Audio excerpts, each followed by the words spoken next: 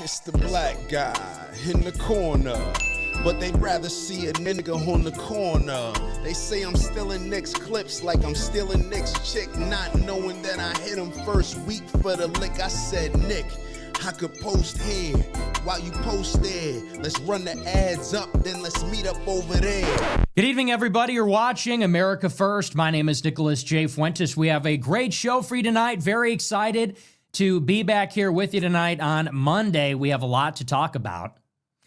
Lots to get into. Big show. Our featured story, we're talking all about the Epstein files again. And we've had some time now to see what is in the Epstein files. We've had time to digest it. And I got to be honest with you, the Goyim are really pissing me the fuck off. So much so, I want to switch teams. I'm thinking about changing sides. The Goyim are pissing me off. And I think the Goyim need to shut the fuck up a little bit. And I'll tell you what I mean by that. Goyim be Goyim. Listen. Niggas be nigging, Jews be Jewing, Goyim be Goying. Myth of the noble Goy. Hey, Goy, why don't you shut the fuck up? You stupid Goy. And I'll tell you what I mean by this. There are two Jeffrey Epsteins, just as there are two Hitlers. There are two Epstein Islands, just as there are two Holocausts. And what I've seen over the past few days is the Hitlerization, Holocaustization of the Epstein story. And I said this last week. I said it the week before that. I've been saying this. What are the two Epsteins? Well, there is one portrait of Epstein which is completely factual and completely real and based in evidence and fits with our understanding of the world, which is that Epstein is first and foremost a Jew. He is a Jew. That means that he has Jewish parents. He was raised in a Jewish community with Jewish attitudes. Jewish attitudes about the Goyim. Jewish attitudes about money, about Israel, about everything. Epstein was a billionaire, but no one is really sure how he got his money. It's conspicuous. It's suspicious. How did he get his money? Well, two Jewish clients affiliated with Israel. They just gave him hundreds of millions of dollars. They gave him houses and planes and businesses and all kinds of things. Well, that's not normal. And what it would tend to suggest is that Epstein was some sort of mercenary or intelligence operative. He was a go-between. He was clearly involved at the highest level of state and business, and probably working for Israel very closely. In furtherance of Israel's goals and of his career as a mercenary, he used his billionaire connections to Victoria's Secret and other modeling agencies to groom underage girls, to traffic them for sex, and then use that either to solicit social interactions with famous and powerful people and or to blackmail them because the girls are underage. This is in the furtherance of the goals of the state of Israel. Now, this is the profile of what I would say is the real Epstein. That is the real Epstein. That is the real story. And it is a story about Jewish billionaires, about the Jewish state, Jewish attitudes about Goyim, about America, Jewish allegiance to the nation in which they reside. It is a story that tells us a lot about how the world works. And Epstein is just the tip of the iceberg. What we see in the files is the tip of the iceberg of what we know about him. And he is the tip of the iceberg about what is going on in society. There's other Epsteins. There's other guys exactly like him. And we actually know many of their names. Then there is the Epstein of the imagination of the Goyim. There is the conspiratard schizo Epstein. He was a religious Satanist wasn't Jewish at all. He was an occultist, pretending to be a Jew, sacrificing children to the devil because he is just purely that evil. He is involved in science experiments, perhaps as a shape-shifting lizard. He is a time traveler, among other things. And so tonight, I want to parse out who the real Epstein is. I want to talk about what is in the files, what is not in the files, the conclusions we can draw. I want to debunk some of the popular claims. Here's the thing. I've said this for weeks about everything, about Charlie Kirk, about the winter weather, all this stuff. Our superpower is the truth. We don't have money. We don't have Jewish connections. We don't have a platform. Like, we don't have anything, okay? You saw what happened to me today on Kick. We don't have nothing. What we have, what makes us successful, is that we have the truth. It's persuasive, it's compelling, and it speaks for itself. We don't need to embellish. We don't need to exaggerate or lie or take shortcuts. We have the truth, and that is why this message has gotten out against all odds, in spite of censorship, cancellation, blacklisting, the rest of it.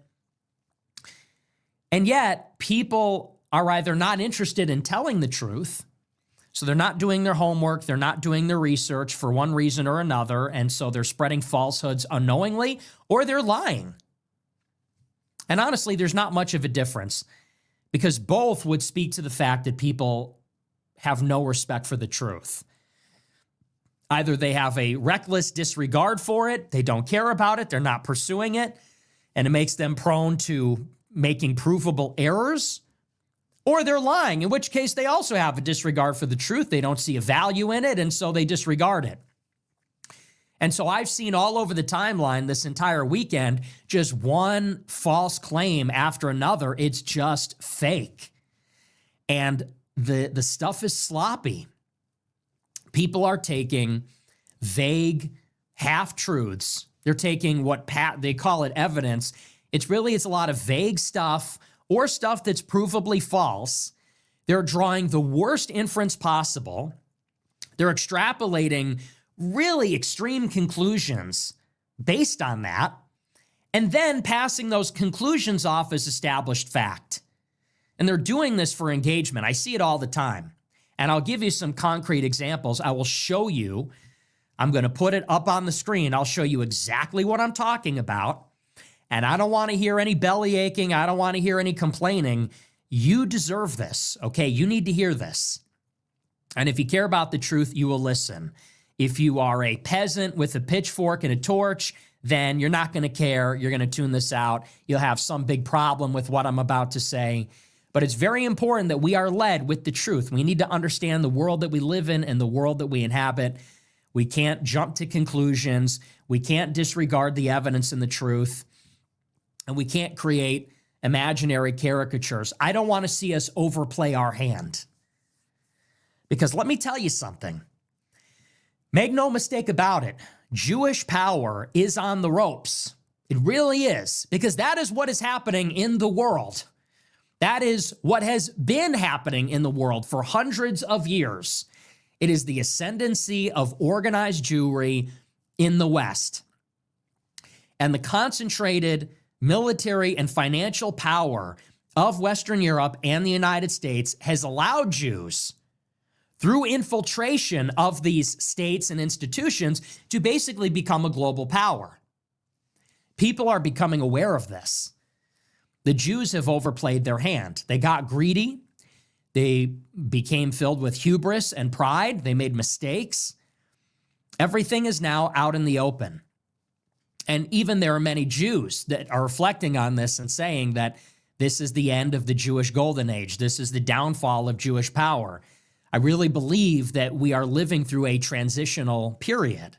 Saw this after October 7th. The consciousness is certainly raising. Subjects that were taboo are now acceptable, even popular. But it will all be in vain if we snatch defeat from the jaws of victory by overplaying our hand. And how do we do that? We take it too far. And by take it too far, I don't mean we take the truth too far. I mean, we get all excited and whipped up and emotional, and people start talking about crazy stuff. Let's talk about reality.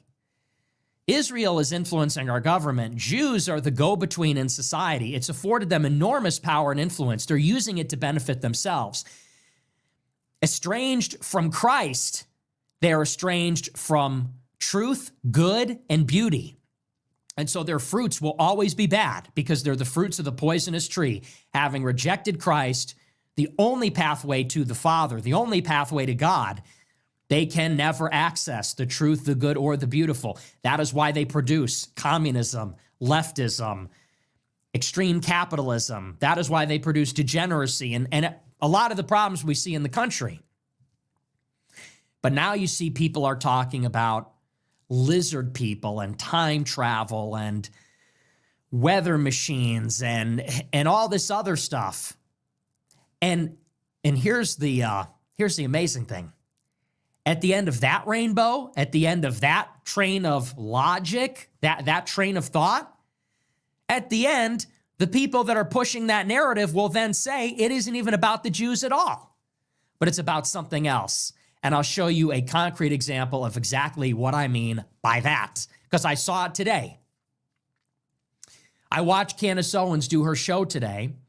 She talked about Epstein a little bit, and it was discursive. She had all these different digressions into Freud and psychology and all this other stuff, NASA.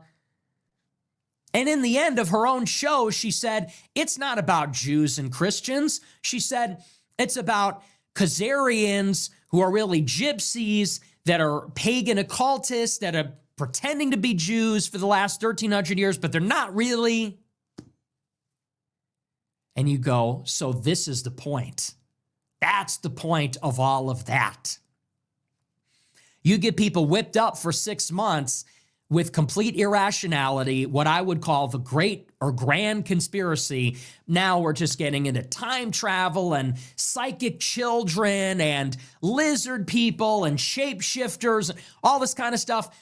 And in the end, what it leads to is it actually is a diversion from the only conspiracy that is true.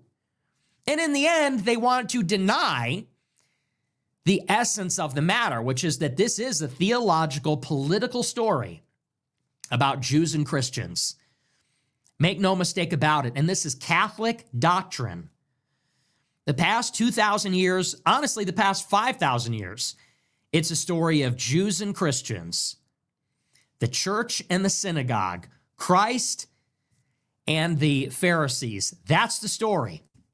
Anyone that tells you otherwise, anyone that tells you it's the Khazarians, it's gypsies, it's occultists pretending to be Jews, it's not those good Jews.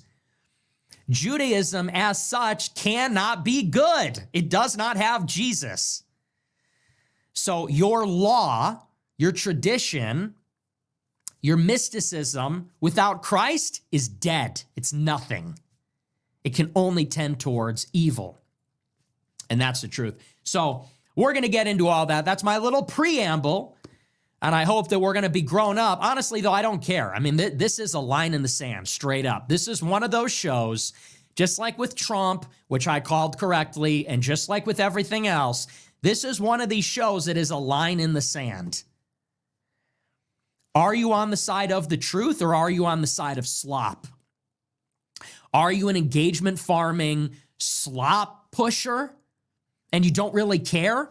You know, for example, I did a show about this last week and I'm spitting pure facts.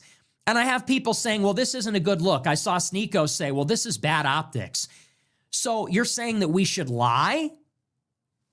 You're saying that we should, out of a sense of shame or because of where the public opinion is, we should lie?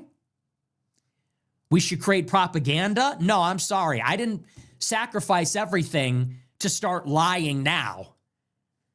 I didn't sacrifice a career and all the rest of it to tell the truth so that 10 years in, I could be held hostage by people that I red-pilled 6 months ago, that I red-pilled a couple years ago. I don't think so. So I'm drawing a line. You either care about the truth or you don't. It is reckless. It is like a runaway train. People just want to make more and more exaggerated claims. It only goes in one direction. More wild, more out there, more extreme, more fanatical, more crazy, and there's no limiting principle. Time travel, sure, why not? Psychic children, hey, why the not? We're already there. Lizard people, sure, throw that in there too. You know, there's no limiting principle. It just goes up and up and up and away. And I'm telling you this, if you want to actually achieve our goals, the truth is important. And, you know, we're just not winning with the message that is totally insane like that, that is irrational, that is, based in this kind of wild conjecture. Intelligent people don't go for this sort of stuff because intelligent people care about the truth. And the other line, aside from that, like I said, it is, as I talked about with Tucker Carlson, as I talked about with Candace Owens, Ian Carroll, Dave Smith, I talked about during the generational run, I talked about this with all those people. This is the other line. What is the essence of what we're talking about? What is the thing at the bottom of it all? What is the nucleus of all of this? Because me, I'm a Catholic. I am a Christian. And I really believe it as Catholics, it's Christ at the center versus everything. And it seems that our primary foe, the primary foil and dialectic in the history of the church is those wayward Jews. The Pharisees that had Christ killed, the Pharisees that were driven from Israel, the Pharisees that then created this breakaway religion, which we now call Talmudic Judaism or mystical Judaism. That is truly the dialectic. It is between Catholics and Jews. It is an ethnic, political, and theological battle between Israel and Rome, between Israel and the nations, between Jacob and Esau, church and synagogue. You have everybody else on the other side that is liberal. Fundamentally, they are liberal. They see everything through an individualist lens, and they do not want to put the blame on the Jews or Judaism as such or Jewish peoplehood. And so what you hear from them all the time, the common refrain, is it's got nothing to do with Jews, it's Israel. As a matter of fact, it has nothing to do with Israel, it has to do with Israel's government. This is the refrain that you hear from Tucker, Ian Carroll, Candace Owens, all of these, Johnny-come-lately anti-Semites, all of these red-pilled yesterday people. You'll hear this refrain. It's not Jews, it's Zionists. It's not Jews, it's Israel. It's not even Israel, it's the Likud party. It's Netanyahu, it's Israel's government. The other thing that you will hear all the time, what about those good Jews like Dave Smith? Cenk Uygur and Tucker talked about it last week. Candace Owens grilled me about this. What about Dave Smith? Let me tell you something. As Christians, we don't view the world through the lens of individualism. We're not individualists. We don't believe that everybody's an individual. We believe that everybody is a person. Okay? The abstraction of an individual, I'm an individual, you're an individual, we all have rights, we should be judged individually. This is a liberal proposition. This is a liberal blank slate idea. Catholics believe in persons. What's the difference? A person is bound. They don't just have rights, they have obligations. And they exist socially and relationally. We don't believe that an individual is the fundamental unit of society. Society is not organized on the basis of individuals. It's organized on the basis of families that contain distinct persons. A husband, a wife, a child. Families are actually the central building block, not individuals. Families comprised of persons, not individuals that are atomic and exist in a vacuum, have neither a beginning nor an end, are not bookended, are not related in any way to other people. We believe in families. What does that mean? It means that Dave Smith might have the right views on the war in Gaza, but he's got, I think, a Jewish wife, and he's got Jewish kids, necessarily. He's got a Jewish family. He's got Jewish parents. Came from a Jewish community. So these attitudes that come from this tribe, that come from this nation, even if a particular person might disagree with one or another thing, as a group in general, the generality, they're colored by these attitudes, by a particular culture. And so whenever people try to say, really the world is about good people versus bad people, it's about good Christians, good Jews, and good Muslims against the bad people that have infiltrated all the religions, this is a liberal idea. This is not a Christian idea. It's not a Catholic idea. It's a load of garbage. And I'm drawing a line. No, sorry. It is the Jews. Here on this show, it is the Jews. It is a story of Christians and Jews. That is the issue. It is Jewish peoplehood. It ain't anybody else. And we have seen that over and over and over again. The culprit is AIPAC, ADL, World Jewish Congress, B'nai B'rith. It's these types of groups. It is the Jewish state of Israel. It's Jewish billionaires. That's what it is. I will hear no more of this. It's not a battle between monotheistic religions. It's about the Satanists in every religion and the good people in the other religions. There's nothing Christian about this idea. Christians don't think that you get to heaven and you achieve salvation by being a heckin' good dude. I'm a good dude in any religion. Oh, so believe whatever you want. No, there's a word for that. It's called indifferentism. No one gets to the Father except through Christ. Not Muslims, not Jews, not Buddhists, not Hindus, not non-dualistic Easterners, Taoists. No one gets to the Father except through Christ. And without that light shining from the Father through the Son, proceeding through the Holy Spirit, without that light shining into everything that we do, the world becomes corrupted. Like everything that is created, it dies. It goes away. So I don't buy into this. We're all just going to join up together. It's Basim Youssef and Dave Smith and the good Christians versus the Satanists in all our religions. That's like global religion stuff. That's like universal religion, indifferentism. That's a load of shit. I don't buy into that.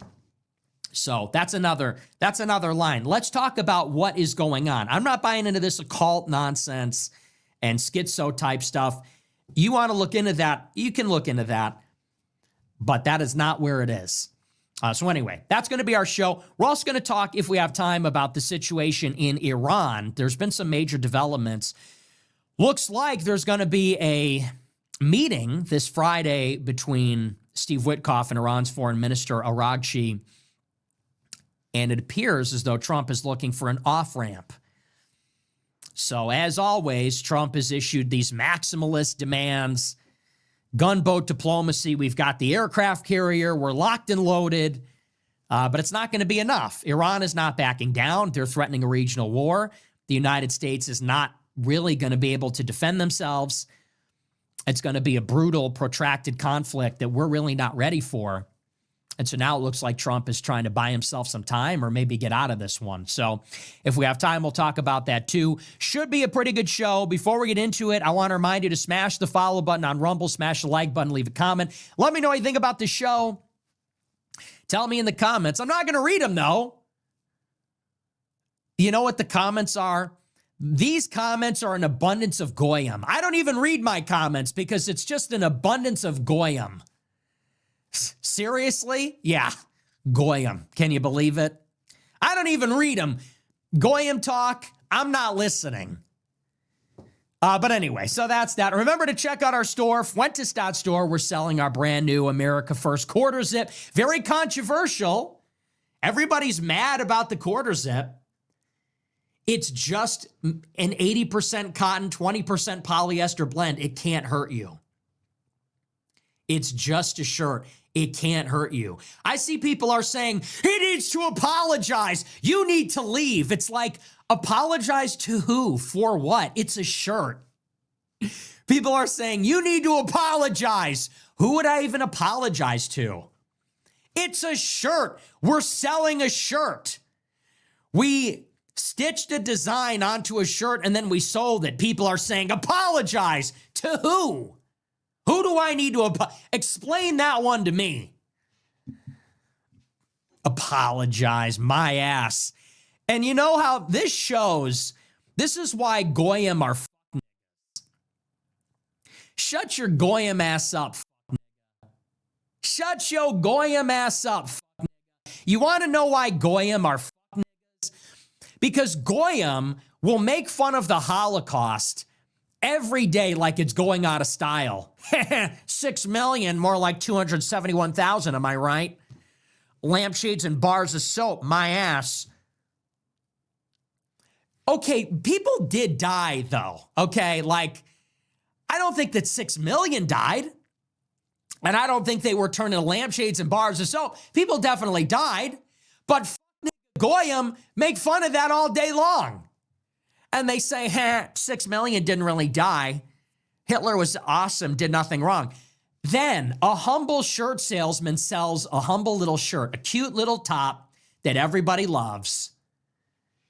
And people go, you need to apologize. I have kids. I have kids and this shirt offends me. It's like, okay, well, you know, Jews have grandparents.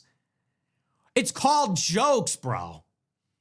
Now we can't make a fucking joke. Whoa. Hello, since when did this turn into like a GameStop? Be coming in like, it's ma'am. It's ma'am. She was 17. It's like, it's okay. What does that have to do with this delicious little shirt? It's, you know what? Goyim fucking ruin everything. They ruin everything. It's crazy. We're out here being edgy and having a good time. And it's like, look, when everybody was like a Jewish NPC, it was funny to say like, Jews suck, Hitler did nothing wrong, and everybody would freak out. And the same people would say, you're an anti-Semite. Now, it's like everyone's an anti-Semite. So now it's kind of fun to say like, Goyim suck. Jeffrey Epstein's awesome. Take away your island. What kind of man are you? Billionaire, playboy, philanthropist, city boy. That, you know, then you start posting TikTok edits about that and the same people go, you're a pedophile. It's like, okay. All right already. I've heard enough out of you, pal. Goyim in abundance. So anyway, everybody's freaking out. If you want to see the shirt that has caused so much controversy, Fuentes.store, check it out. We sold thousands of them. We've sold thousands. You will see people wearing them. Oh, I'm afraid they are very operational. You will see people at the gym, in college, at frat parties. I'm afraid the quarter zips are very operational. No one will be apologizing anytime soon. If your children don't like the shirts, I don't know what to tell them. Stop acting like Goyim. You don't want to be called the Goyim? Don't act like a Goyim. Goyim is kind of like the N-word, but for all Gentiles. And I feel like the wise old goy that's kind of like shaking my head at these younger generations. I'm like, man, it's like I'm like doing a Chris Rock special and I'm like, you got Gentiles and you got Goyim. It's like Gentiles go to church. Gentiles invent shit. Gentiles invented chemistry. Then you got Goyim. Goyim are wearing Crocs. Goyim are driving drunk and crashing into trees, wrapping around trees. Goyim do not give a shit. I don't want to live around Goyim. Goyim can't even read. Goyim are saying compartmentalize. Goyim are saying posthumous. So I feel like the Ankh, and I'm just like shaking my damn head at these Goyim.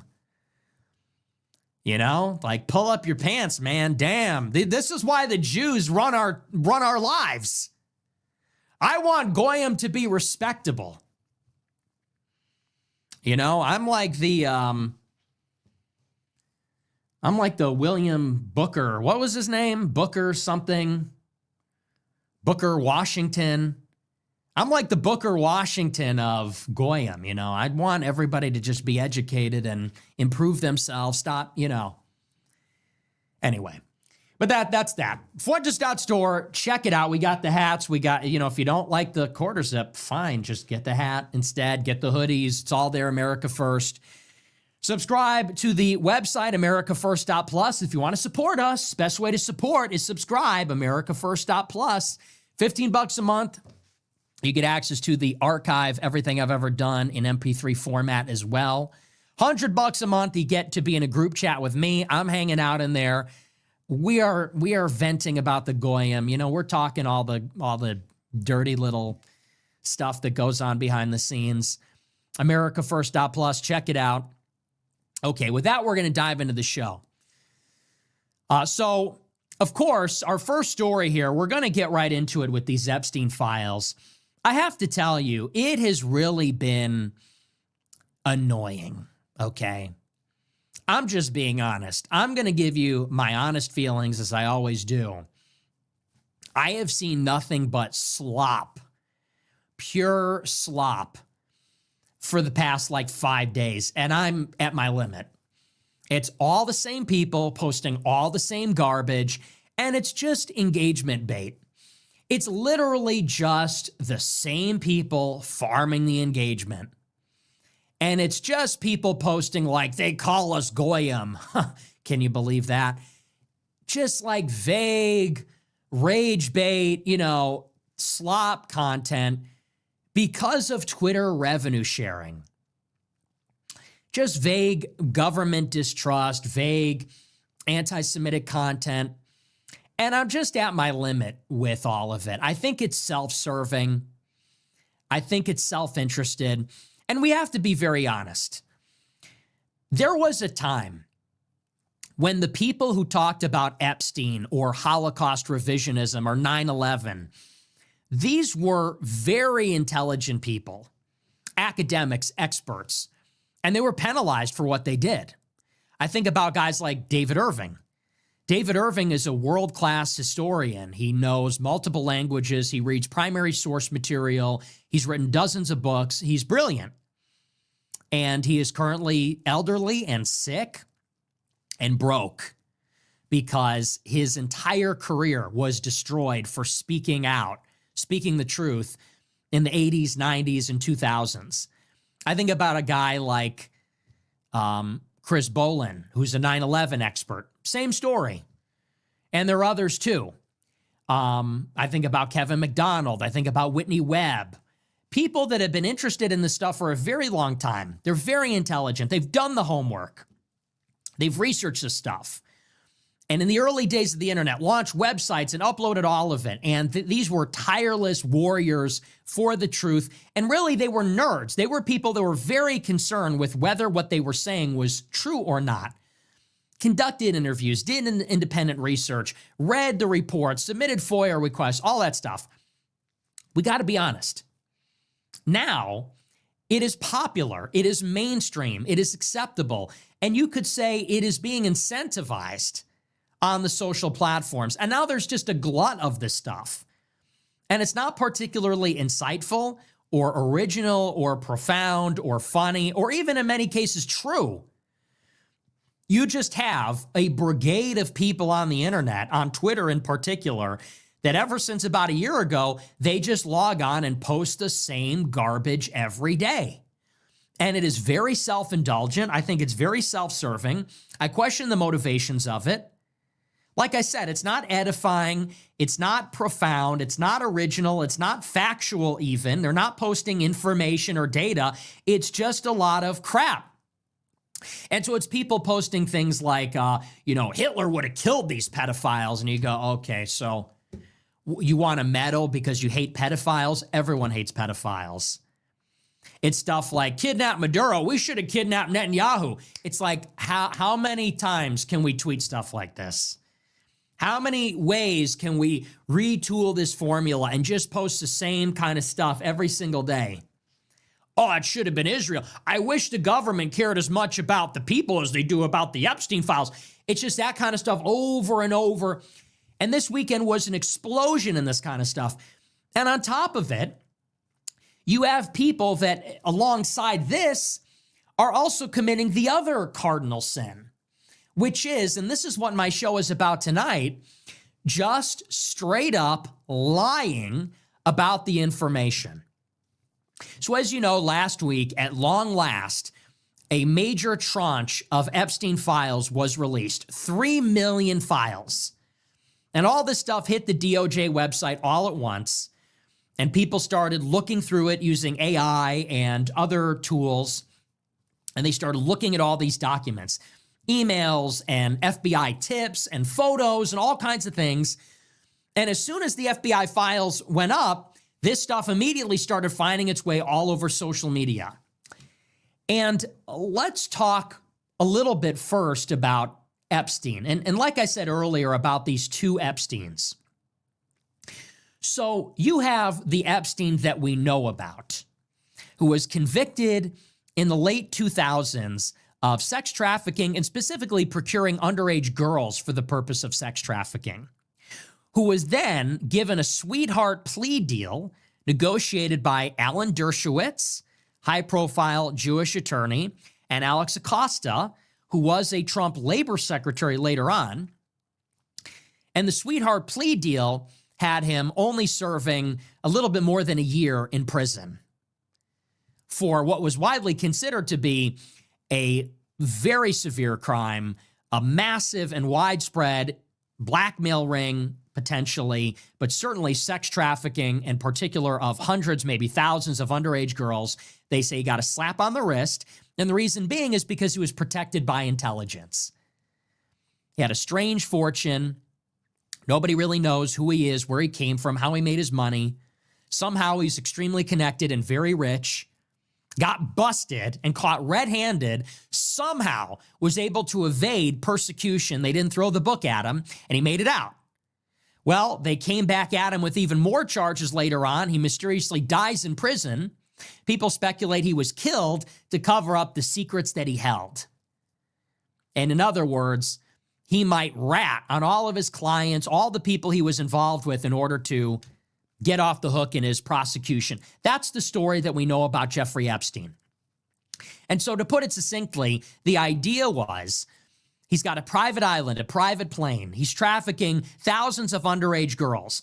He's working for the Israelis. He's trafficking these underage girls. He was put in a position to do this by wealthy financiers and other connectors so that he could get powerful people compromised on tape, having sex with minors so that he can be their handler on behalf of the state of Israel. This is what is claimed by Epstein, or rather about Epstein. Now let's talk about what is in these files. This is why for many years there was a popular call for all these files that were held by the DOJ and the FBI to be released. Because people said only when we see the true breadth and depth of the DOJ's investigation will we learn the true nature of this criminal enterprise. Only then will we know the names of the accomplices, will we know the names of those that were compromised and who their handlers were and who was orchestrating all of this. This was the call. Release those files, and then we will learn the true secret of our government and how things really work in the power structure. Okay, well, they released these 3 million files that everybody wanted, that everybody was clamoring for. And let's be very honest. Let's be brutally honest here about the files. There is no smoking gun. Just isn't. We have emails, we have photos, we have a lot of things. There's a lot of stuff in there that's pretty damning. And there's a lot of stuff in there that's suspicious. And stuff in there that is, there's some wild claims that are made in the files. But if you believe that the Israeli government is directing Epstein to traffic minors, to get powerful people blackmailed and then hold this over them, you just don't find a lot of explicit talk of this in the files. Is there even one email? Is there even one correspondence where Epstein is talking to his handler about, oh, we blackmailed this guy? Is there any mention of blackmail? Is there any mention of someone being compromised on a tape? Is there any mention of any of that? Not really. No smoking gun. Have we learned through any explicit, detailed material, anything direct inside the files, which government was really controlling him? Or who he was controlling or what he got them to do? It's not in there. It just isn't. What is in the files is a lot of vague innuendo. There is vague talk of sex tapes, and there is some Pizzagate-like lingo, coded language, which is certainly disturbing. And there's correspondences with powerful people, and there's innuendo about being part of Mossad. And there are some pretty extreme allegations. But there just isn't any smoking gun. If you're looking for it, you're not going to find it in here. Now, perfectly reasonable explanation for this. If Epstein really is a super spy, why would you expect to find this in the files? Either it was never written down, it was never put in writing, or if it was destroyed. And the evidence certainly has been tampered with. Because Epstein was originally charged in 2006. That's 20 years ago. So is it plausible that the evidence has been destroyed or tampered with over the course of 20 years? Absolutely. You have to assume that it was. Epstein was charged again in 2019. It's 2026. So 6 years have passed since he died. 20 years have passed since he was originally charged. And there are high-profile reports that Epstein's people got to these tapes, got to the island, the Manhattan townhouse before the FBI did. We could also imagine, again, as I said, that maybe all the evidence never found its way into a written correspondence. So there's a plausible explanation for this. But what does that mean? What does that imply for our conclusions about the Epstein files? We have to take all this information, and we can't look at it as the end-all, be-all. We can't look at all these files and say, okay, this is it. This is the proof, because if that's your proof, it's pretty shaky. It's not great. You're building a house on sand because there's nothing really solid in here. People point to an email where Epstein said, "I love that torture video." I'm sorry, but that could mean anything. And some people might say, it's very clear. It really isn't. Epstein was a degenerate, okay? He had books about sadomasochism. He was clearly a sex addict. Clearly had a lot of eclectic and eccentric tastes and interests. And without context, we don't know who he's talking to. We don't know what the email he's replying to said. That's the sort of evidence that passes on Twitter. You have one email, "I like the torture video."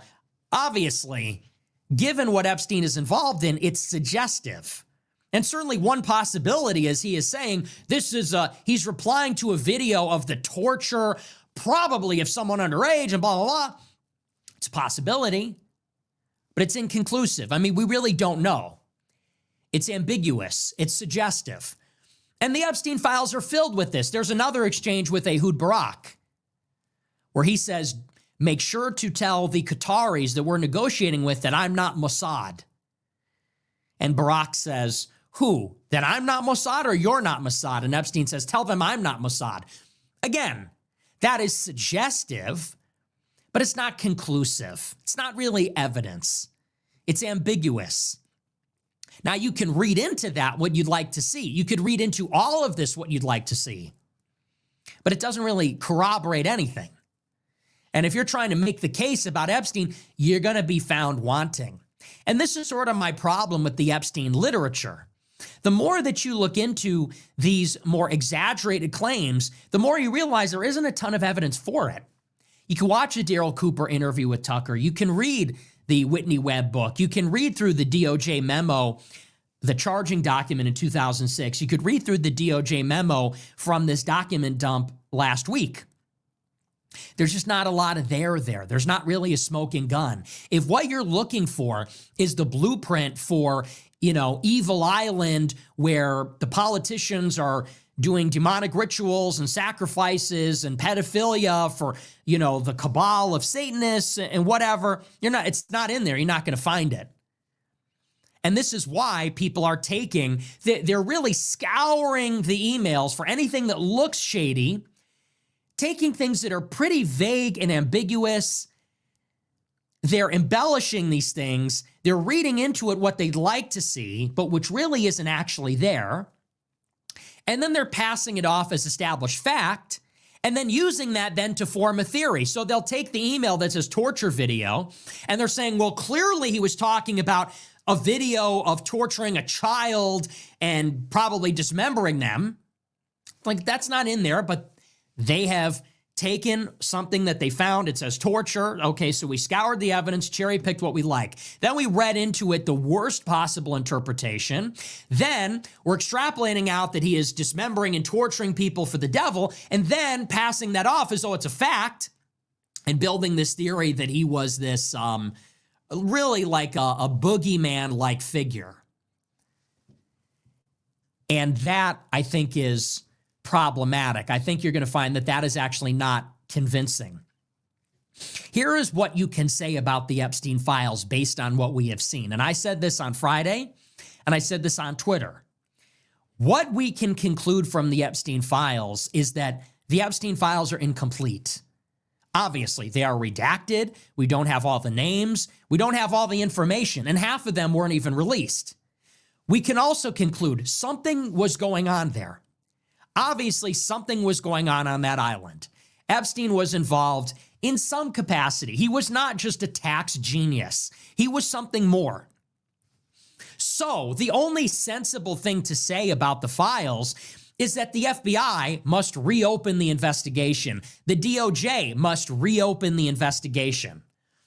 Because, and here's the thing, the American public deserves transparency. It's our right to see the files. This concerns our elites. This concerns our government. This concerns powerful people. It is the right of the American public to see this stuff. With that being said, you're only really supposed to believe none of what you hear, half of what you see. We don't really know what's going on here. So much of it is incomplete, inconclusive, ambiguous. These are 20-year-old files, and we're only seeing something that we're being shown. And we really have no power to follow up. We don't have subpoena power like Congress does. We can't call a subcommittee, you and I. We don't have the power to go to a judge and get a warrant. We can't compel anybody to have an interview. We can't charge people. That's the FBI's job. That's the DOJ's job.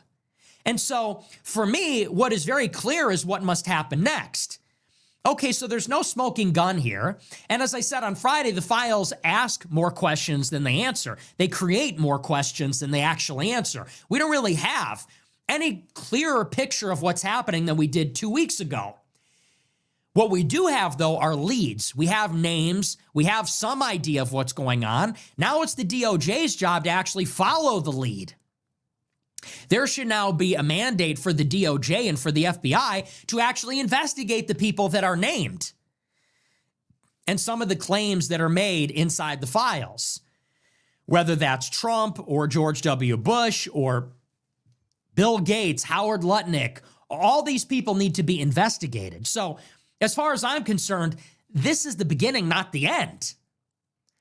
And it's the FBI's job and the DOJ's job, not our job. And it's not to say that we shouldn't investigate and ask questions. We should, but we should recognize the limits of it and not get carried away.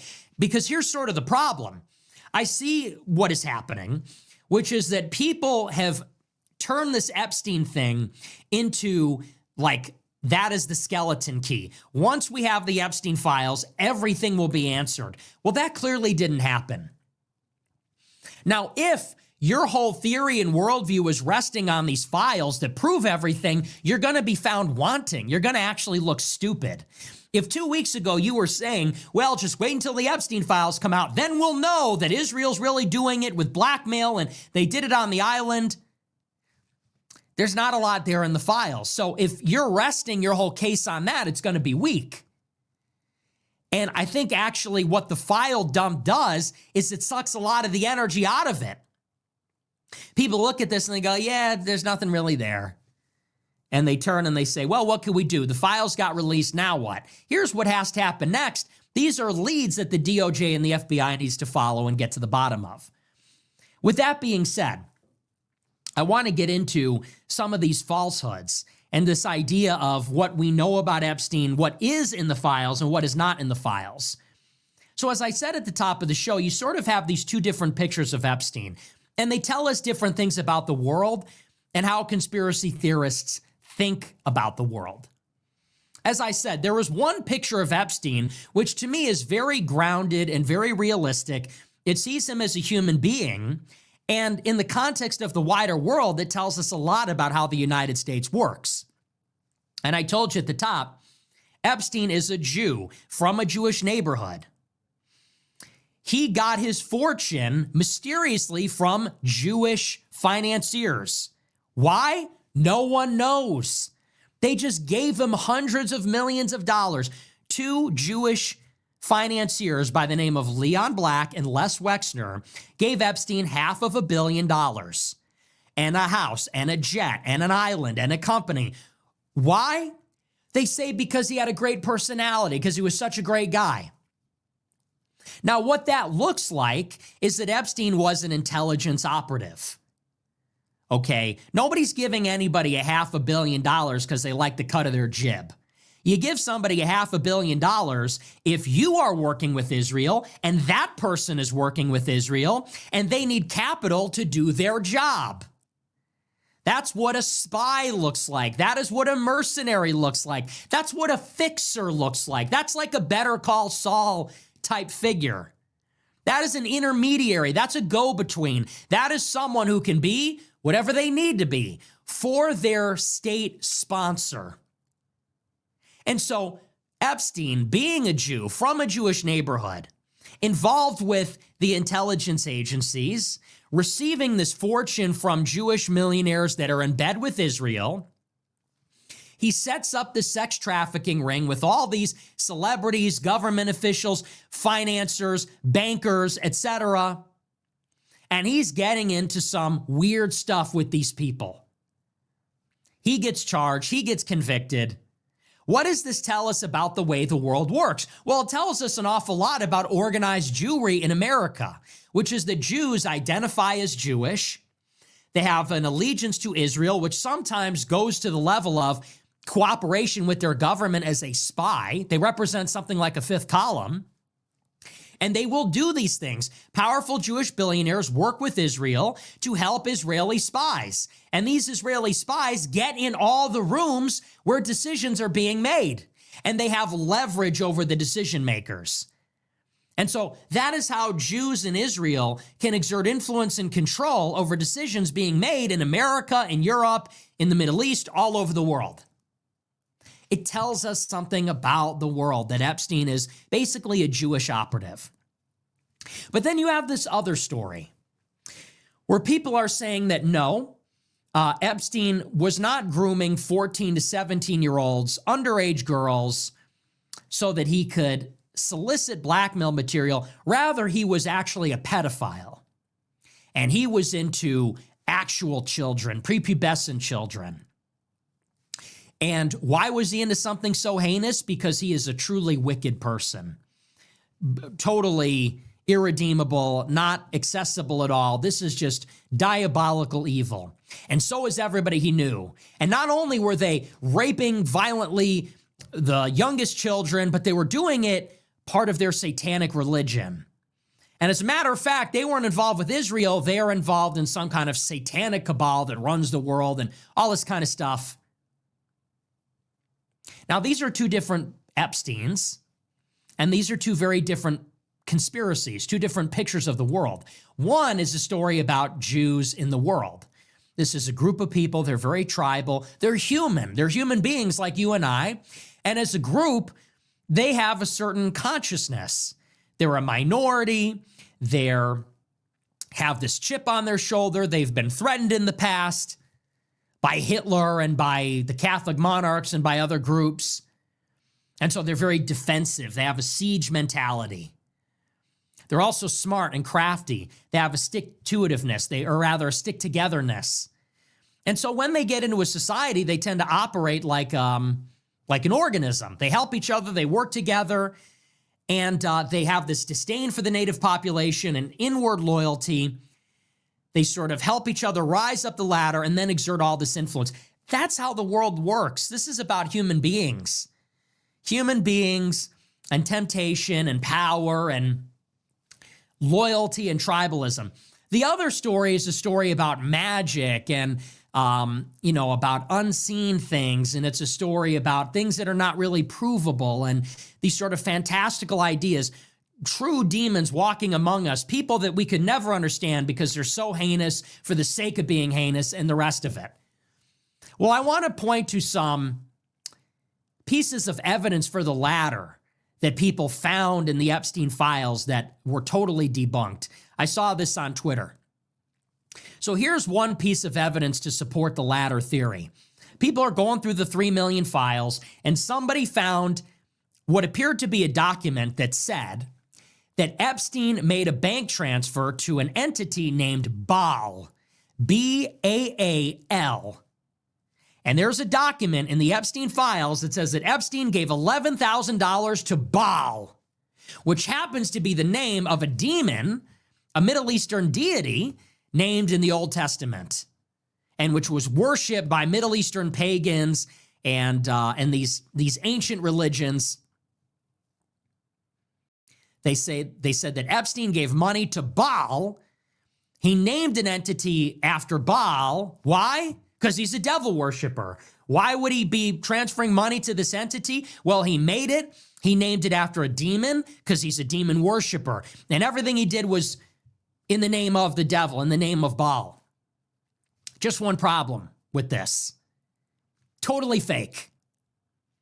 There is a document in the files that says Baal, but that is only because it was scanned by a scanning machine. The original file, the actual physical file, said bank name. But because the ink on the original file was smudged when it was scanned and then transcribed, it perceived the N and the K as an A and an L. Now, if you actually read the entire document, it was very clear from context clues that it said bank name. It was very obvious because it said bank name : Wallovia Bank. People didn't care. They didn't look at the context. They didn't look at the actual document. They just said Baal. And even though that didn't even really make sense in context, they found what they were looking for, took that, read into it that it was demon worship. Then they pushed that as an established fact and extrapolated out that he must be a devil worshiper. I will show it to you on the screen right now. This is from Yahoo News. We have this advertisement here we can't get rid of. I'm going to pull it up for you. Fact check. No, Baal bank account and Epstein bank transfer document to JP Morgan is a scanning error. Does a document in the Epstein files show he had a bank account named Baal, a demonic figure? No, that's not true. So this, I'll zoom in.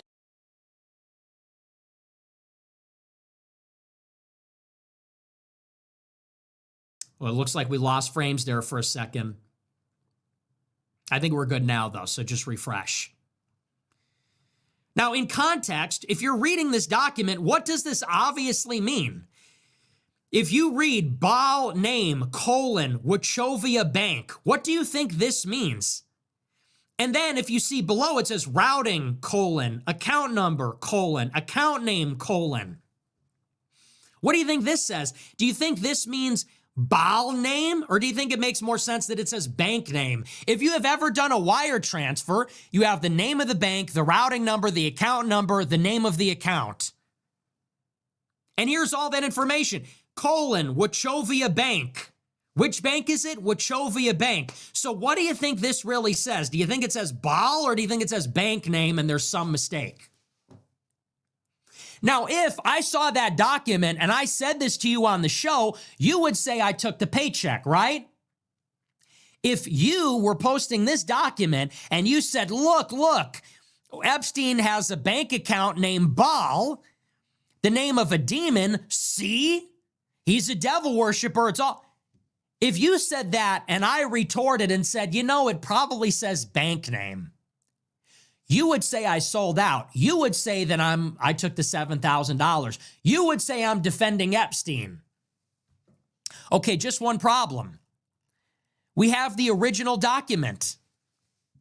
This is the original document that was scanned. Or I should say this is another similar document from the same tranche. It's the same thing. It says bank name, SEB Vilnius Banks. Swift code, bank code, account name.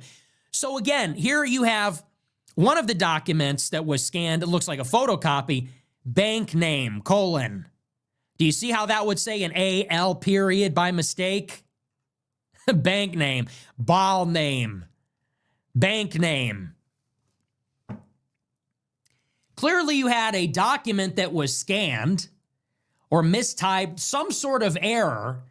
No, the entity was not called ball name. That wouldn't even make any sense. It says bank name. But that didn't stop people from taking that. I think there were tweets that had 100,000 likes that said, he had an entity named Ball. And again, you have this familiar pattern, which is people did a keyword search out of 3 million documents. They found what they were looking for. Ah, there it is. They found the document. Did they do their due diligence? Did they read the document? Did they think in terms of what is most likely the explanation or the context? No. They said, found what I'm looking for. It says Baal. Here it is. Took something that is ambiguous, passed it off as an established fact. See, he had an entity named Baal, and then extrapolated out, oh, if he named an entity Baal, well, he's a Satanist. Therefore, this is all a satanic blah, blah. It's all for the demons. So where's the accountability then? How many people posted this and it wasn't true? Fake news. Now people would say, you're running cover for Epstein. You're defending him. Why are you defending him? I'm not. But we have to be guided by the truth. If you posted this, you were wrong. This is not evidence. We cannot draw conclusions based on faulty premises, based on faulty evidence, based on things that are provably not real. Here's another one. This is Ryan Dawson. So Ryan Dawson posts a picture of me wearing the Epstein quarter zip, Epstein wearing the quarter zip, and then he posts these photos, forgive me, they're graphic, of this little girl with Epstein and the same little girl tied up. And you might look at that and say, wow, that is really fucked up. 1.2 million views, 36,000 likes. Okay, just one problem. This image is fake. Did you know that?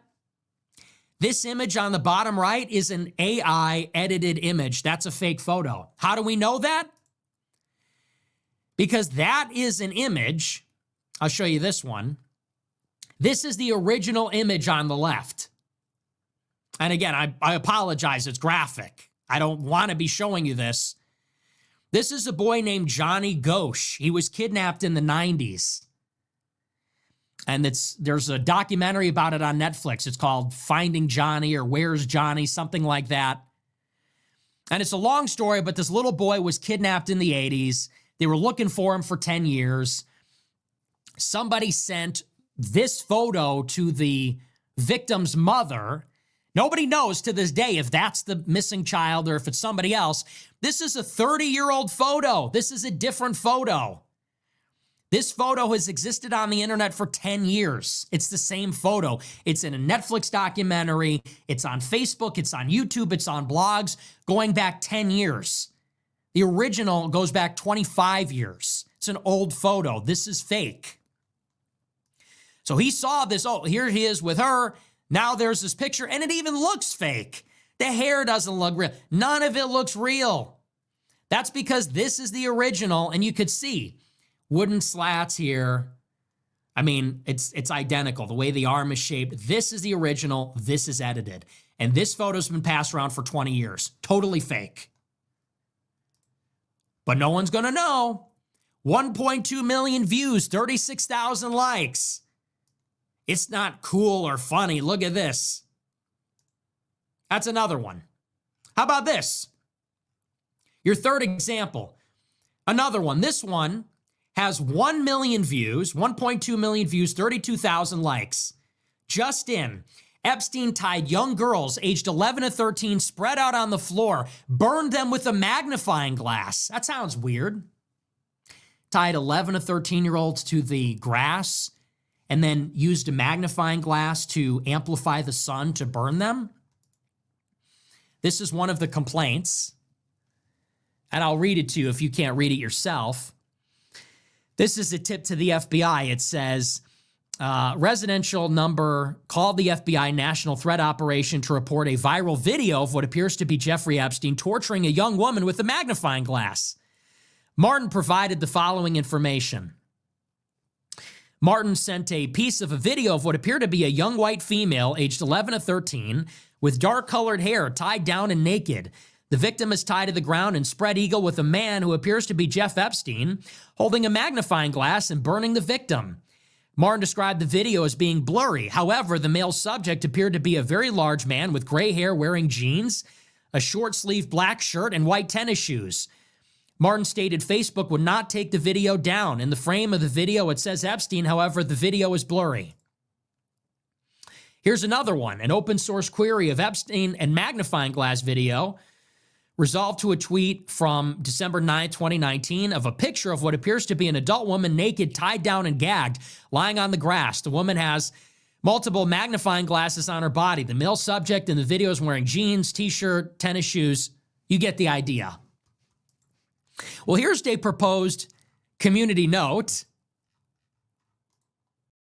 I'll read this one to you. It says, the depicted scene is from a BDSM pornography video titled Drea Morgan Stakeout Under Glass, featuring adult performer Drea Morgan, not from Jeff Epstein's files or involving minors. Now, I'm not going to show you a pornography video tonight, but if you Google Drea Morgan Stakeout Under Glass, you will see a porn video. I searched it myself. You will see a porn video of a porn star. It's like a BDSM video of a girl naked in the grass, tied up, and a man is like burning her with a magnifying glass. It's just porn. It's just a regular porn. And I'm not saying like that's great or something, but it's just a porn video. But this is in the Epstein file. And 1 million people plus, because there's other tweets, 1 million plus people are seeing this. Epstein just tying girls to the grass. They're 11 years old. He's using a magnifying glass to torture them. It's a porn video. It's not Epstein. It's not a kid. It's just a porn video that some idiot saw on Facebook and sent to the FBI and said, I think I found an Epstein file. Fake, totally fake. Here's another one. This is one you've seen floating around. This is Ryan Dawson. He says, she's 18, quote, Nick Fuentes, and then he shows this picture. Now, this is just a picture of Jeff Epstein with a little girl in his lap and a guy. Well, what's the implication to the 2.3 million people that saw it, 53,000 likes? Well, the implication is that this is a little child who is a rape victim. You know, my claim is that the victims are age 14 to 17. That is what Epstein was into. That's not technically pedophilia. It is, strictly speaking, a different category. He goes, oh, well, Nick says she's legal. Here's a picture of Epstein with clearly a prepubescent girl. Well, it would help to know who this guy is. Do you know who this person is? You might say, oh, he's one of Epstein's clients This man's name is Glenn Dubin. Okay, same guy. See this guy in the background? Same guy. That is his daughter. That is Jeffrey Epstein's goddaughter. Jeffrey Epstein used to date this guy's wife. They're close friends. They do business together. This girl is this guy's daughter. She is Epstein's goddaughter. And here it is on Wikipedia. Okay? He was friends with Epstein. That was his goddaughter. So what do you think is happening here? Epstein certainly is a sex criminal, belongs in jail, belongs in hell. But is every photo of him with a girl necessarily mean he's involved in sex in that photo? No, I don't think so. He's still a person with friends that have families. This is not evidence of anything. The only thing this is evidence of is that he spent an afternoon with his friend and his goddaughter. Okay? That's what is happening in this photo. But of course, the insinuation, oh, well, she's a rape victim. She's clearly not 18. You're making fake. And you've seen this everywhere. You've seen all of this stuff everywhere. This is all fake. The ball thing, fake. That picture of the tied up girl, demonstrably fake. It's AI edited. The magnifying glass hoax, it's a porn video. This is his goddaughter. He's with family. He's with a friend and a family friend. Now, here's another document. This I found interesting. You don't see any of the Epstein haters. Let's call them Epstein maximalists. You don't see any of the Epstein maximalists posting this one. This is from Antunes. He says, a girl presents a different narrative describing Jeffrey Epstein as an awesome man. She says she faked her ID to appear 18, claims every girl was comfortable and loved him.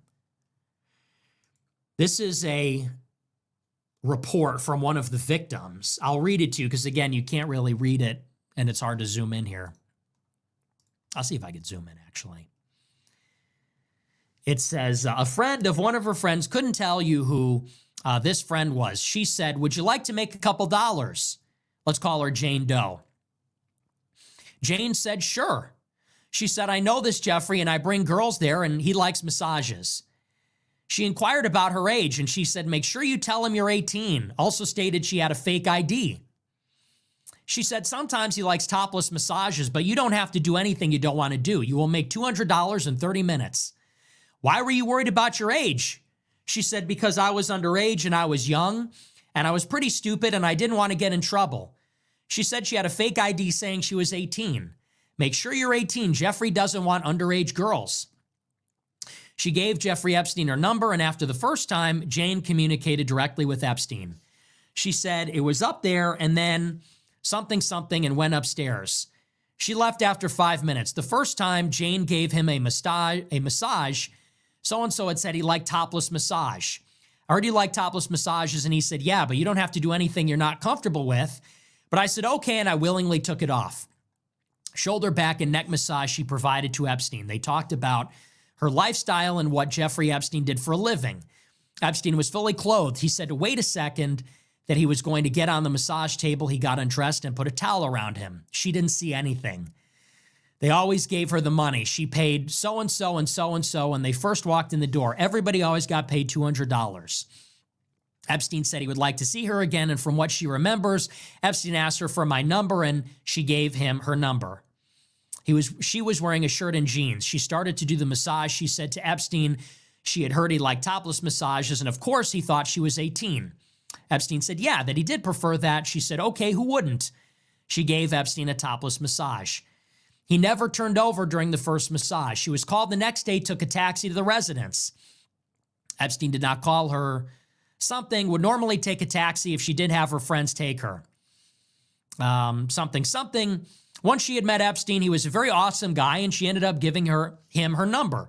She'd rather go to him on her own. Taxis paid for out of money that she made performing the massages. She used a bunch of different taxi companies. She was living somewhere. Second massage, she went there by herself. Epstein on his stomach, towel over him. She had her top off. He asked me he asked me the whole time, are you comfortable with me doing this? And she said, yes. He turned around. This was at the end of the massage. She said that their 30-minute massage, usually even shorter than that Epstein masturbated at the end of the massage. It was like 2 seconds. He didn't touch her and she didn't touch him. He didn't want her to touch him. Actually, later on, she asked him. She would rub his chest and she would massage him while he continued to masturbate. He paid $200. Sometimes Epstein would, and sometimes she would pay. The massage ended after he ejaculated, but he did not release every time. Sometimes he just wanted his feet massage or back massage. This is the second part. I don't know if I'll read the entire thing. It's kind of long. She never used a back massager. Yeah, I had a boyfriend. He was a jealous boy. He didn't care. Bring home the bacon. I would bring girls there when she was pregnant. Through a baby shower, he got me furniture and a rattle for my son. He sent her to bring me gifts for the baby. He asked if she had a boyfriend. We talked like friends in our life stories. He probably knew my whole story. She told Epstein she wanted to be a model, and Epstein said he would help her, 16 at the time. Epstein said, I will definitely take you and bring you up to New York because he had models there. She would always turn him down because I was 16. He asked a couple times. He said, I will bring you to New York or Brazil. We could try to fulfill your dreams. And she would always say no because I was young and I didn't want to screw up the 18 thing. After I had the baby, something changed. I was a bad girl. She totally changed. Brought girls 2 times after she had the baby. Epstein and her stopped talking. They each had their own lives. Yes, I was late on my rent. I asked him for like $300. He gave her $500. She can't remember if Epstein was in town or not, but he was not there. He went to Brazil. He had to come back with a whole bunch of bikinis. He gave her a bikini. He told her to choose one. The girl who died recommended a bikini from Epstein. She identified a telephone number. She went over there more than a couple times. She met her through one of some so-and-so's friends. Everybody loved Epstein. Every girl that I bought was fine with it. As far as I know, we all had fun there. We ate the food he gave, free bikinis, nothing about any cops. Hopefully Epstein doesn't find out our age. He always told them, and I told them, you don't have to do anything you're not comfortable. Oh my gosh, I wasn't expecting that. That was kind of weird. We were so young, and Epstein didn't know that the whole thing was shaken up. When I brought them there, I thought they were 18, 19, 20. A couple times I brought 16-year-olds, and they were scared to say they were 18. What if he finds out afterward? If he climaxed, they were shaken up. I would say it was okay, and they would say they weren't expecting that. He told Epstein they were comfortable with it. She was thinking, if anything, they were scared. Maybe they felt obligated. Usually the girls I brought one time, wouldn't see them again. Approximately 30 girls taken, never any alcohol or drugs. When she was 16, she smoked pot. Jeffrey always made me feel so comfortable. I thought I was a big girl. I was 18. Everything changed in my life. I got a job. I just stopped. I didn't feel like it was right. She was a stay-at-home mom. She had a beautiful baby boy, worked at LA Fitness, Romeo's Pizza. She told me she wanted to stay home with my baby. She and her were friends, blah, blah, blah. I hope nothing happens to Jeffrey. He is an awesome man, and it is a shame that he has to go through this. I love him as a friend. He has done so much for me. Okay. Now look, here's the point. What is the point of reading through all this? Let me be very specific. Let me be very clear. Why am I doing this? People say, why am I reading through this? What is the point of all this? Let me be very clear. I am not trying to defend Jeffrey Epstein at all. I'm not trying to justify what he did. I'm not trying to minimize it. I'm not trying to exonerate him. My view on Jeffrey Epstein is that he is a hedonist and an evil man. And what he did was evil. But let's talk about what he did. He groomed teenage girls into erotic massages and in some cases sex. The ages were 14 to 17. Out of hundreds of interviews, thousands of potential victims, this is the age bracket that we get. This is what is proven. This is what is corroborated. This is still heinous. This is still an evil and a heinous crime. Why? Well, if it isn't obvious, because 14 to 17-year-old girls are vulnerable, especially if they come from a broken home, which almost all of them did. All had money problems, family problems. These are vulnerable young women from a poor socioeconomic background or a dysfunctional family. It's also their age. So women who are immature, psychologically vulnerable, already in a vulnerable position, are being manipulated. That's what that is. It's called grooming. And grooming is wrong for a reason. It's wrong because women have a hard time saying no. Because women are naturally afraid because they're weak. Women are weaker and there's all sorts of biological and social reasons. Women don't like to say no. And women are very emotional and grow attached, especially young women. And so a young woman who gets turned on to this kind of life is manipulatable. Is she freely choosing? Not completely. because there is an asymmetry. An older person, a person of means, has an advantage over an immature younger person, a teenager, and a poor person. So Epstein is taking advantage, and that is abuse. These girls are losing their innocence. They're effectively becoming prostitutes for a pimp. And you could call this the lover boy method. Epstein, of course, is being very kind and generous and giving them money, but he is taking from them, taking their innocence. It is exploitative. He is exploiting them for their bodies, for their sex. And this is quite literally the selling your soul. It's the deal with the devil.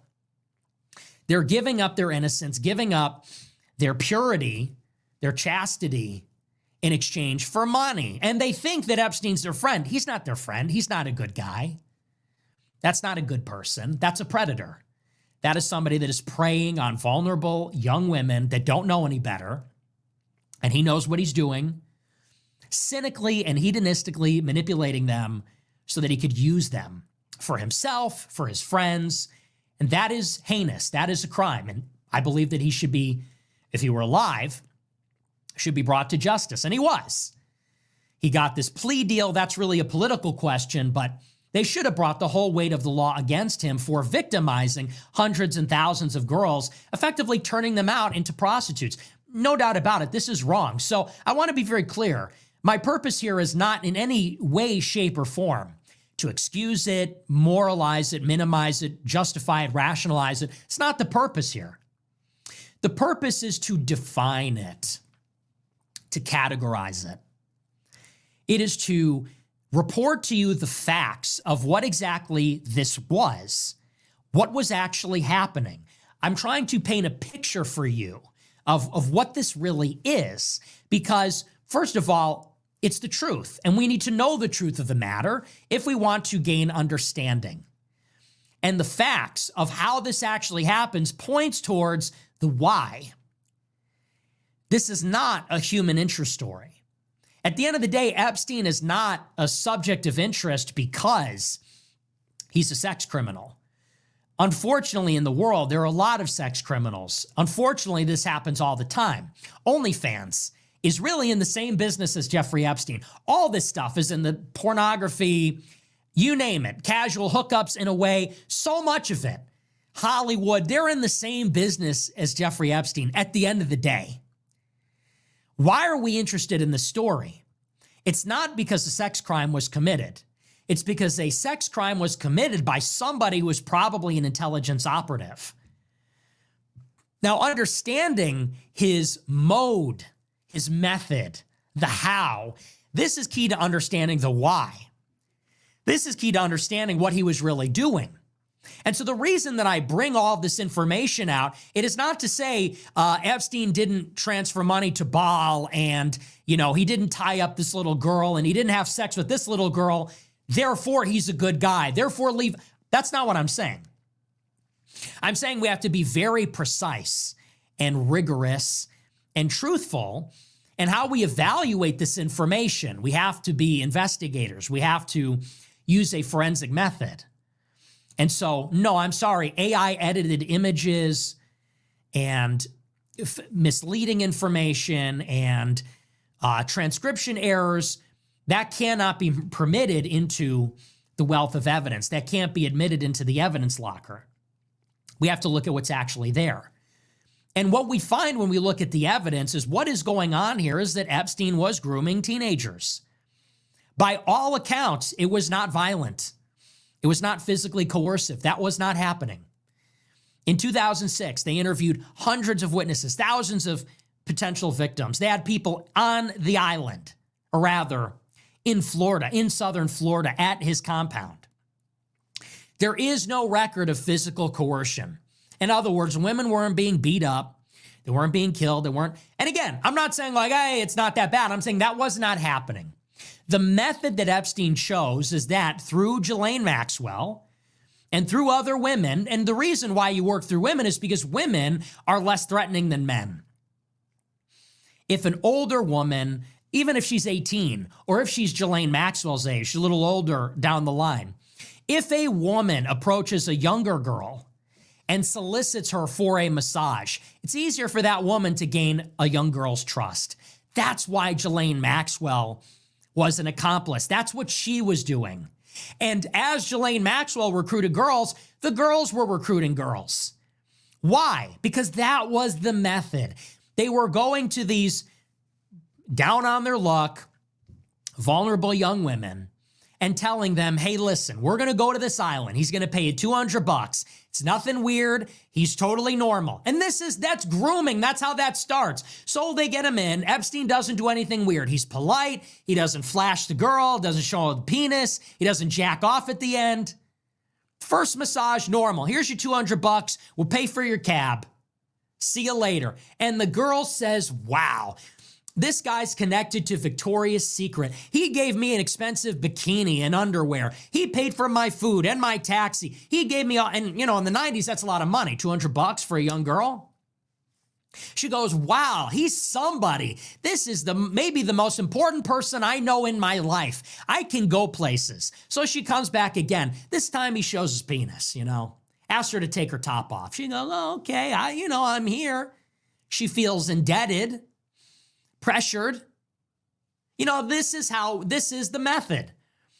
And then you have these girls that are hanging in and around the complex. And they go on the private jet. How's about we go on the island and come to New York and come to the Florida, whatever. And Epstein's girlfriends are part of the harem. And then they're being shared. They're being trafficked, prostituted out for the other men. This seems to be the means. This is the method. Now, is he dismembering them and gutting them and eating the fecal matter out of their intestines for the devil? I don't think so. No. By all accounts, I don't think that's what's happening. Because that is the other story. The other story from some of these other allegations is that Epstein and George W. Bush gutted a young girl and ate her intestines, and specifically the fecal matter in her intestines. And they did that in a satanic ritual. Is that what's going on here? I don't see any evidence for that. Because of this faulty bank statement, because of these fake pictures, because of the FBI reports, FBI tips. Well, we've seen the tips. The tips are like, I saw a porn thumbnail. I think it's Epstein. It's a porn video.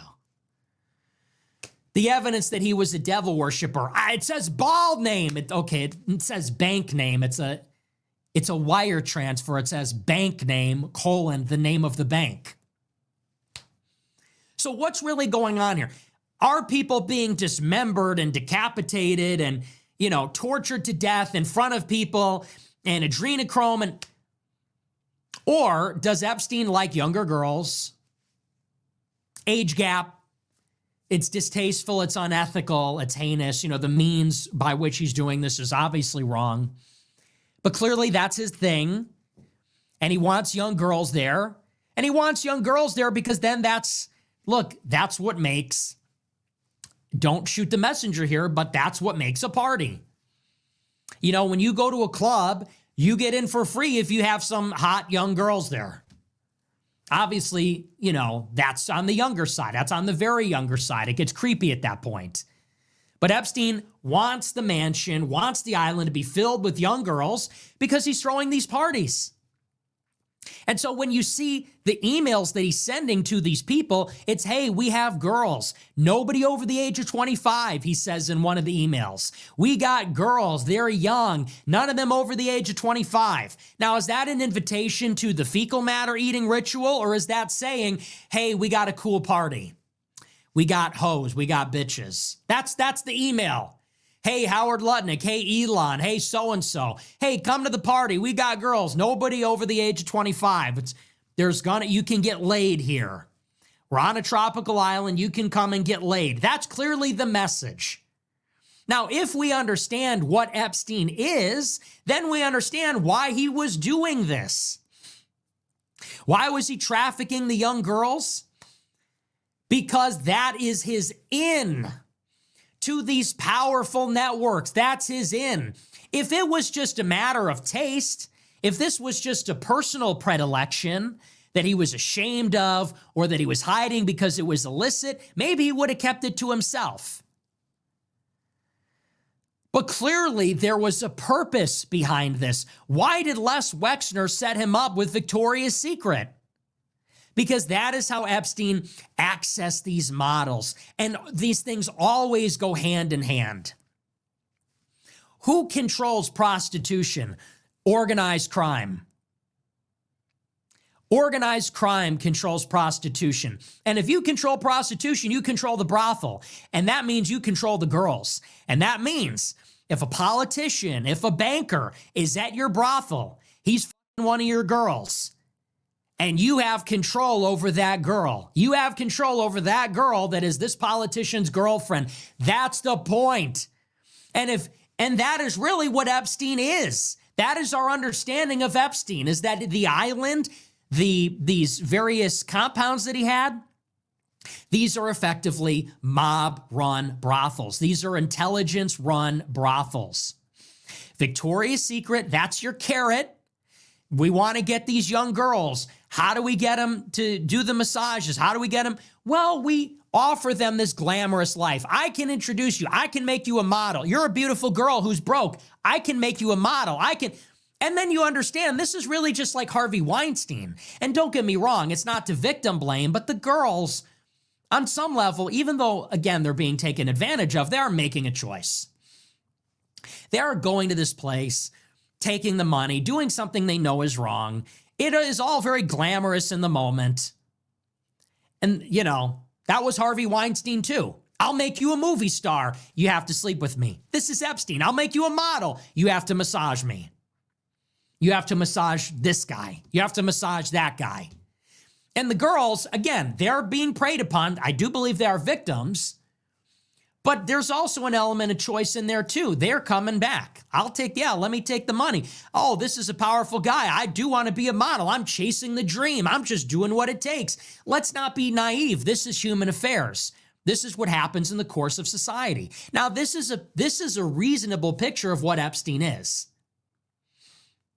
That is what Epstein is. Let's also talk about what is in the emails aside from this information. What is not in the files? You don't see a smoking gun. What is not in the files? The ball thing, some of these edited photographs, misleading stuff. You know what is in the files? Repeatedly and overtly and constantly? Epstein is always talking about Jews and Goyim. It comes up over and over again. Goyim are ridiculous. Is it going to be all Jews at the party? No, Goyim in abundance, but it's okay. It's smart Goyim. Jews are smart. They move money. Goyim toil with their hands. Goyim are made to serve. This is what is in the files. You know what is not in the files? There's not a lot of talk of the occult. There's not a lot of rituals, not even really strictly speaking pedophilia. That's not really in the files. You know, a lot of this stuff that is being pushed around is fake. I mean, it's literally just fabricated and it's being exaggerated and embellished. You know what is in the files? That Epstein was a Jew and he self-identified as a Jew and he wasn't religious. He didn't keep kosher. He was a complete degenerate hedonist. We don't even know that he was super pro-Israel. At least he didn't talk about it a ton.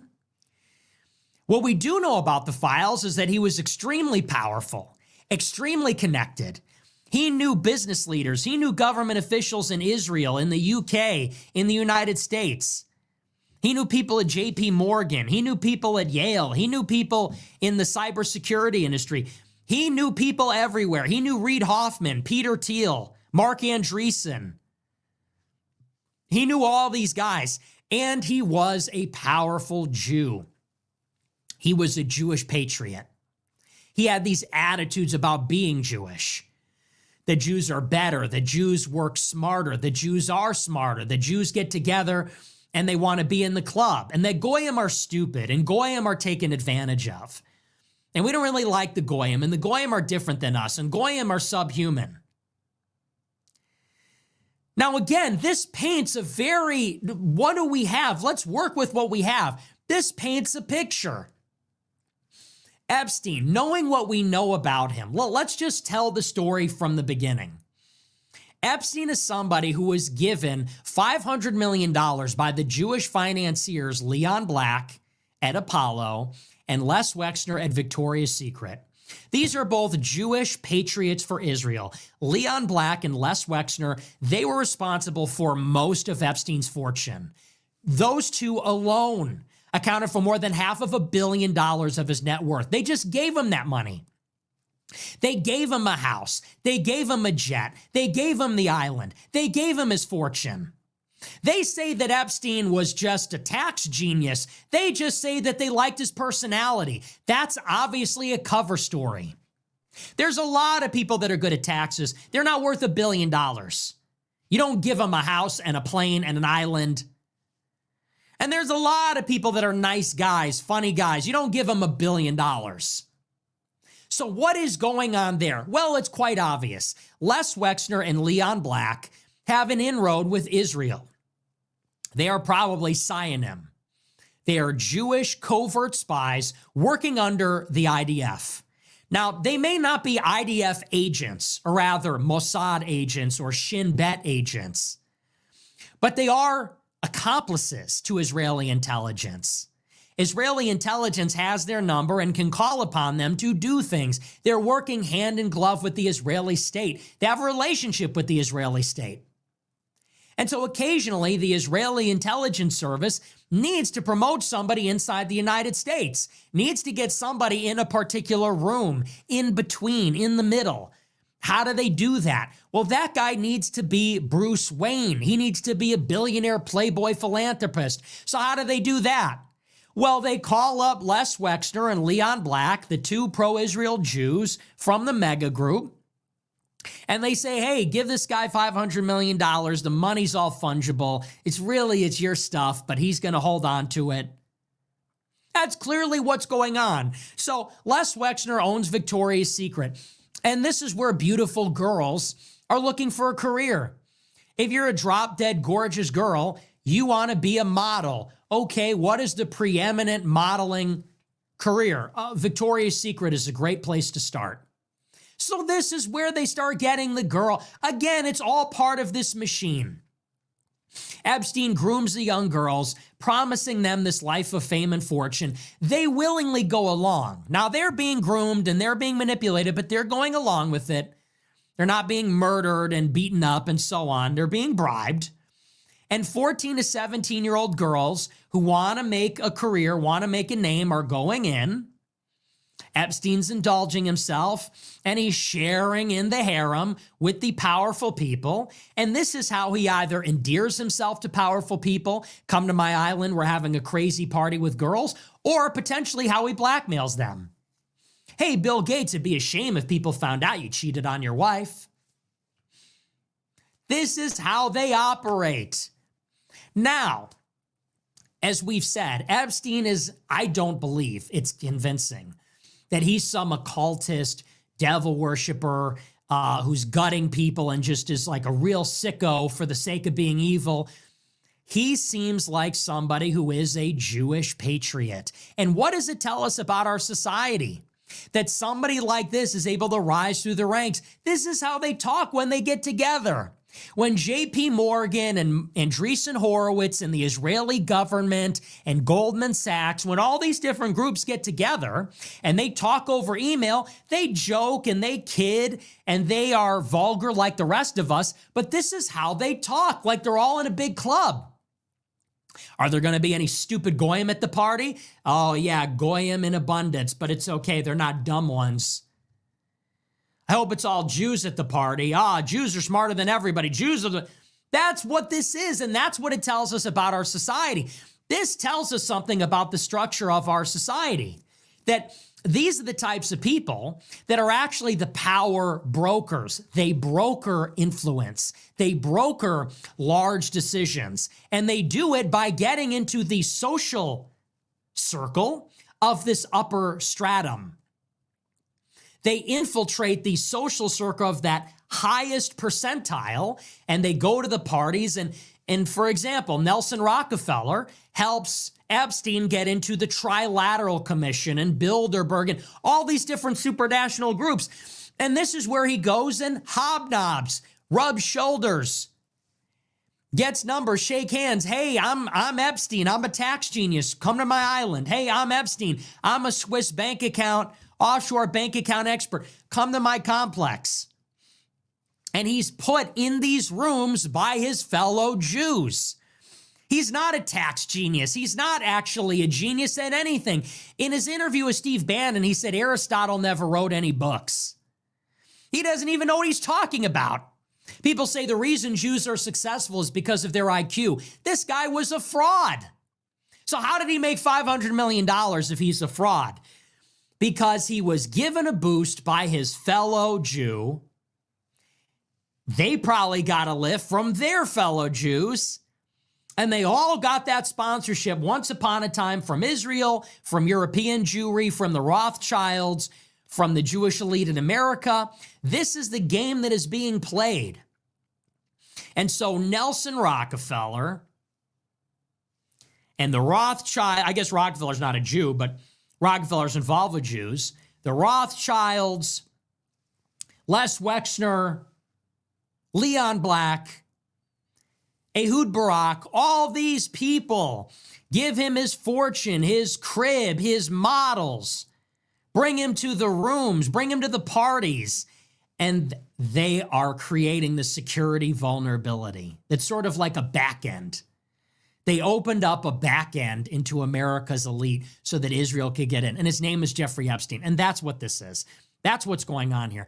And I believe that every effort to embellish this story, and people are focusing on, there's emails about time travel. They're calling him a lizard. There's a story about him eating feces out of a girl's intestines. The more that people fixate on that, the more they get away from the real story. And the real story is about how all of this works. This is how our society works. And that's when you realize you cannot have Jewish people at the highest level. Because if you do, they will get Epsteins in the club. A Larry Ellison, a Les Wexner, a Miriam Adelson, a Sheldon Adelson, a Larry Fink. These people will get the Epstein in the club. They will get their guy in the club. They are a fifth column. They will do it for Israel. They will do it for their fellow Jew. And that's really what is happening in the elites, is the elites are very disorganized. You've got some left-wing white people, you've got some oil people, tech people, Wall Street people. You have all different kinds of people from all different regions and different ethnicities and from different factions and mobs. And then you have the Jews working as one. No loyalty other than to each other, putting their tentacles everywhere. That's really what Epstein represents. And I don't know, is that not exciting enough? Is that not sexy enough? We need to get into... He was into cloning and time travel. He was into some science experiments. That's true. Some really raunchy stuff. But the essence of I think that betrays just a curiosity and amusement of certain types of elites. The real essence of political control is how he was elevated and then how he was used horizontally. That's the story. And so for the sake of that, I am going to do a super show about this on Friday. Friday, we're going to map out all of it. We are going to talk about Leon Black. We're going to talk about Les Wexner. We're going to talk about Leon Black's son. We're going to talk about Peter Thiel. We are going to talk about we are going to break it down, the entire structure of the Epstein network. The mega group, his accomplices, his allies in the Trump administration, his allies in Israel on Friday. Friday's show is going to be a special. We are going to lift the veil on everything that is going on with that. The only way that we can counter all the nonsense about Epstein is to strip it all away and show you what is really going on with Epstein. So Friday, we're going to get into it. Like I said, we're going to break it down, map out all those connections, and I'll show you what's up. It's outside the scope of tonight's show, but Friday I really want to show you what's going on. The last thing I want to reveal before we take a look at our super chats is this clip from Candace Owens, and this is what I'm talking about. If you think that I sound crazy right now, if you're not really understanding what I'm saying, I want to play this clip for you, and I'll show you what I'm talking about. This is Candace Owens' show. on Jeffrey Epstein. This was from earlier today.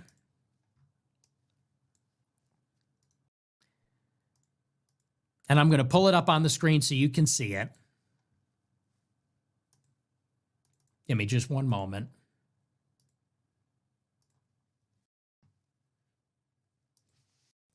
Because I want you to see, this is the divide that I'm talking about. And we're going to back it up a little bit here. So this is from Candace Owens' show. Already has 1.1 million views, streamed 7 hours ago. She says, ball so hard, like niggas in Paris. Ball so hard, she says. Again, debunked. So Candace does a whole show about Jeffrey Epstein, getting into it. Well, let's just listen to her take, and you'll see what I mean. I'll show you the difference here. Around the Earth's cycles of death and rebirth. And so to make this extra clear to you, we are not in a war between monotheistic faiths. The people that we are fighting are effectively pagan gypsies who have been wearing the cloak of Judaism, I would say, since the fall of the missing Khazarian Empire. The Khazars were a nomadic Turkic tribe who adopted Judaism in the 8th century. Now, Freud, this part is important. We're going to get to what's in Epstein's emails because, man. Okay. Now, she's been saying this for years. She buries the lead. She doesn't like to say this a lot, I think, because it makes her look bad. But this is the other side. This is what I'm talking about. We'll play it again. Are effectively pagan gypsies. So to make this extra clear to you, we are not in a war between monotheistic faiths. So what is she saying is we're not in a war between Christians and Jews and Muslims. What are the monotheistic faiths? Christianity, Judaism, and Islam. She says we are not in a war between Christians and Jews is really what she's saying there. Why doesn't she want to come right out and say that? Can you tell that she is being evasive there? She's being suggestive. She's not saying, hey guys, it's not about Jews. It's not about Christians and Jews. She says it's not a war of monotheistic faiths. Well, that's sort of like an evasive way to say it. That's sort of an indirect way of saying it. So it's not about Christians and Jews. What is it about? The people that we are fighting are effectively pagan gypsies who have been wearing the cloak of Judaism, I would say, since the fall of the missing Khazarian Empire. The Khazars. She's such a retard. Were a nomadic Turkic tribe who adopted... A nomadic Turkic tribe. Duh. A nomadic Turkic tribe. You ever notice how she does that with all of her sentences? It's like, Candace Owens, like that's how she always talks. Everyone's saying Candace Owens, like she's always doing, it's always very theatrical. Constant, like, she's like hanging on her own every word. She loves the sound of her own voice. She's got to drag it out. She's hanging on the edge of her own every single word. Let's back it up. I can't get over the delivery. A nomadic Turkic tribe. The Khazars were a nomadic Turkic tribe who adopted Judaism in the 8th century. Now, Freud, this part is... Okay. So it's not a war between Christians and Jews, she says. We are fighting pagan gypsies. It's not Jews. It's not Judaism. Pagan gypsies. The Khazarian mafia. The Khazarian tribes from Central Asia. The Turkic tribes from Central Asia that went west. She says, that's the real problem, the Khazarians. And this is part of her her wider view, which is that these Satanists, these pagan gypsies, in her view, they've infiltrated every religion. They've infiltrated Islam. They've infiltrated Judaism. They've infiltrated Christianity. She says, so not only is it not a battle between monotheistic religions, which are completely arbitrary. Christians, Jews, and Muslims are not fighting about the various truth claims and who really believes in the real God. She says, no, we're all really fighting this like a pagan gypsy thing, this dynasty that's been going on for 1,300 years. And they've infiltrated all the religions over many generations. They've kept it secret. They're pretending to be Jewish, but they're really not. They're wearing the cloak of Judaism. They're not really Jewish. They're pretending to be Jewish. This is they're pretending to be the other religions. Now, what is the implication? The implication is that to the extent that there are evil elites in the world, it's because they are part of this group. And this group does not know a particular ethnicity, a particular religion. No, it's just this like arbitrary Turkic group. It's just this arbitrary steppe people, arbitrary Central Asian horse riders that 1,300 years ago just happened to become Jewish. All of a sudden, they just became Jewish, and then they went out and over 1,000 years climbed to the top of the ranks of every world religion. And if there's any rot or anything evil in any religion, any excess, it's because of them. And so what is the conclusion that we draw from that? It's that there's good Jews, good Muslims, good Christians, and we all have to team up against the bad Christians, bad Jews, bad Muslims. And this would speak to her alliance with Bassem Youssef and how she apologized to him for Islamophobia, her embrace of Dave Smith and how she's always throwing that name out there. It's not all Jews. What about Dave Smith? And there's a word for that. It's called religious indifferentism. She thinks that all people of the book are good. Jews are good, Christians are good, Muslims are good. They all share core values. They're all good people. And to the extent that there's anything wrong, it's because they've been corrupted by some external force, this Khazarian mafia. So the argument goes, Candace and her Jewish producer, Candace and the Muslims have to all team up against these, satanic people that are not Jewish, but that are pretending to be Jewish. And against them, everything can be justified. It's not collective punishment. It's not a particular religion or ethnicity. It's this family that is voluntarily a part of this satanic cult. And we're all going to team up against them. And there's just nothing Christian about this. And it also happens not to be true. There is no basis in reality for this. The Khazarian mafia thing is a myth. Ashkenazi Jews don't have any Turkic DNA. Not real. On top of that, this was exposed a long time ago. Do you want to know why Jewish people came up with the Khazarian hypothesis? It's because if the so-called Jews of today are not really Jews of the gospel in the Old Testament, then what does that mean? What does that imply? It means that they did not kill Christ. They are not responsible for the death of God. That's what it does for them. If the Jews of today are not the biblical Jews, then they bear no responsibility for killing Christ. And up until very recently, that was the biggest and only charge against them, is that they committed deicide. They killed God. And that's what the gospel says. The blood is on your hands and all your descendants. Jesus was rejected by his own people, killed by his own people. Now, the Catholic interpretation is that the Pharisees then had their temple destroyed and were ejected from the Holy Land, and this was their punishment. And the persistent religion, which is called Judaism, is the continuation of that Pharisaical sect of Judaism. And they took what was an oral tradition and they transcribed it in the Mishnah in the 2nd century.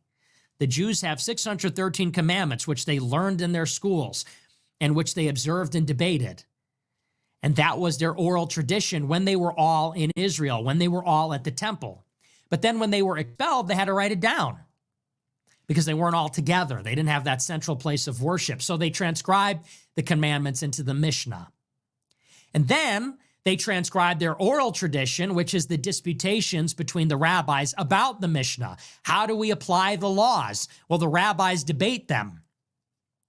These are called disputations, and these are written down in the Talmud, which they call the oral Torah.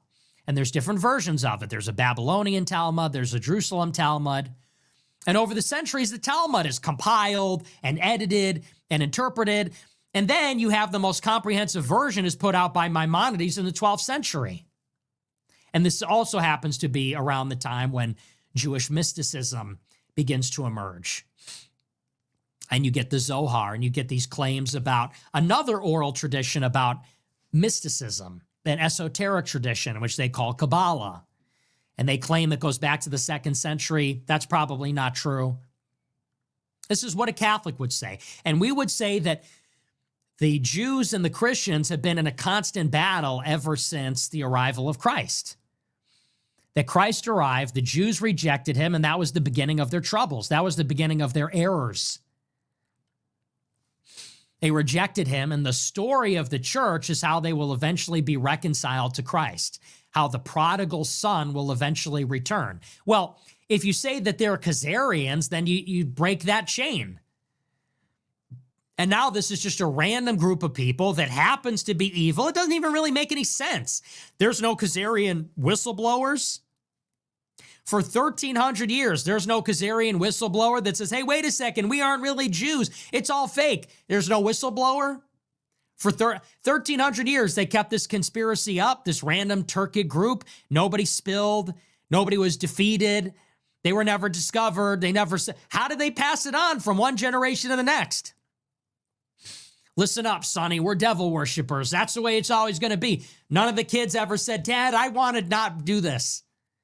1,300 years. And now they say, well, it doesn't matter what religion you come from. There's good Jews, good Christians, good Muslims. We're all fighting this satanic thing. Well, you know what? Judaism is not good, actually, because it doesn't have Christ. How could it be good if it doesn't have Christ? See, now you're going against the Bible, because the Bible says there is no path to the Father except through Christ. The Jews don't have Christ. How do they get to the Father? How does the Holy Spirit communicate with them if they have actually rejected the Son? It's not that they don't have him. They have obstinately and stubbornly rejected the Son. How do they have him? How do they have that? They don't. So she wants to preserve this idea that there is such a thing as a good Judaism. There is a good sect of Judaism. And therefore, the followers of Judaism are people that happen to be Jewish. Well, you know, they're fine people too. And I would argue that as long as they're not Christians, they're never going to see the breadth of the problem. They're never going to see actually the depth of the issue here. And they're never going to know the truth. So I don't like this. This is like whenever people start getting into this occult stuff, they start to then, I think, neglect the uniqueness of Christianity. We don't believe that Christianity is one among other monotheistic religions. What are you even talking about? I don't even like that term. Monotheistic religions. It's like as if to say Christianity is one among other religions, like we're one out of three. So you got Judaism, you got Christianity, you got Islam. Let's be very clear. Judaism and Islam are heresies off of Christianity. Modern Judaism, properly understood, is a Christian heresy, because these are Jews that said, oh, our Messiah didn't arrive yet. All these prophecies, they prophesize a Messiah that is yet to come. That's really like a Christian heresy. What they have developed since then is really the Christian religion, but perverted. You know, the Jewish prophecies are fulfilled in Christ. The Jewish covenant is fulfilled in Christ. Now, they have taken that foundation and they forked it in a different direction. They have actually developed it. It's not like they have the Old Testament and we went in a different direction. They have the Old Testament. The Old Testament was fulfilled, and then they continued to refine and develop it with their rabbis and their disputations and their mystical tradition and the Kabbalah and the Sphirot and all that other stuff. That's a Christian heresy, and so is Islam. It was understood in the Middle Ages that Islam was a Christian heresy. They believed that Christ was the Messiah.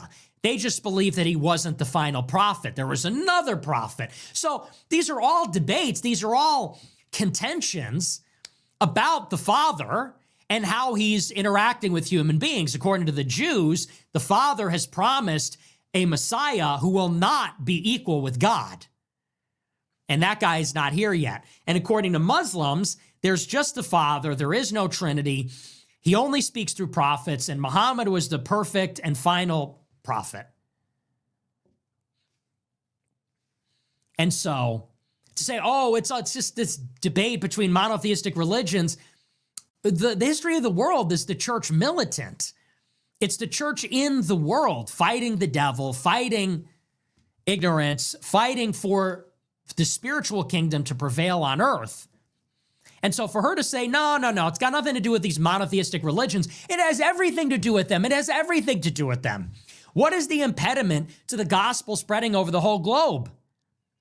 Well, a big one is Islam. A big one is Judaism. Islam is an impediment to people accepting the gospel, which is the goal of Christianity. We are inherently in conflict and always have been. We were in conflict when Muslims invaded Europe. We're in conflict with Muslims now. We are also in conflict with Jews who have promulgated liberalism and communism and Zionism. And by the way, even if you look at the Jewish rabbis, they welcome the mass apostasy of Christians.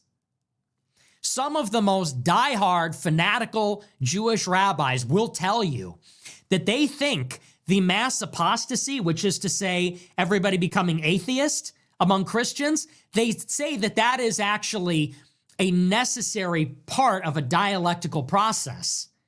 They say first we need the Christians to stop believing in Christ. Once they are atheist, then they will accept the God of the Jews. Then they will accept Yahweh as their master and the Jews as their superior. The rabbi, his name is Kook, and him and his son are some of the most foremost rabbis in Israel since the creation of Israel. And this is what they say. They greet this as a dialectical development. They say first the Christians are Christian, then they're atheist, then they will worship us. Then they will recognize that we are the chosen. Okay? So it absolutely is a conflict between the monotheism. It's a conflict between the religion, Christianity, and these false religions that do not have the Christ.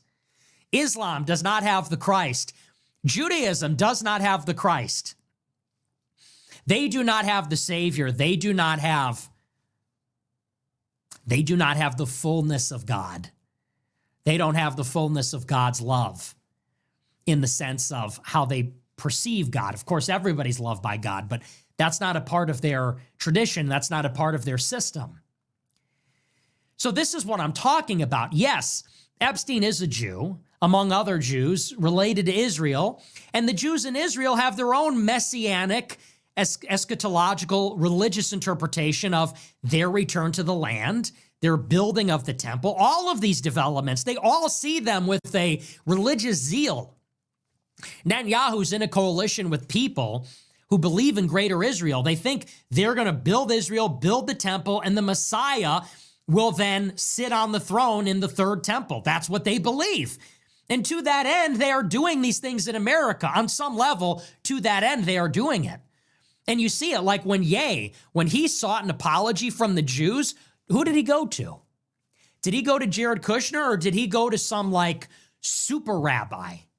Some super rabbi who is extremely pious in the Jewish faith, who is the godfather to all the celebrities. On some level, that is the agenda that's driving this. So yes, it is a conflict of religions. We are Rome, okay? We are Rome. We are Christians. We are Christendom. That's what Europe is. That's what America is. We are the civilization that has evangelized the world. As far as we know, we are Christendom, okay? St. Peter took his seat in Rome for a reason. And now you have the triumph of Israel over the new Rome, America.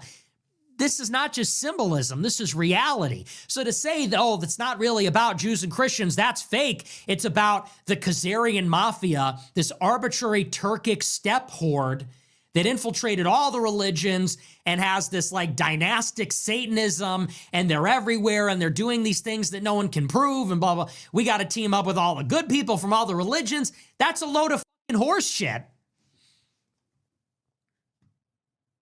So this is what I'm talking about when I say there are two Jeffrey Epsteins. And there is one Jeffrey Epstein that is a Jew in the service of Israel, doing things that we all sort of understand.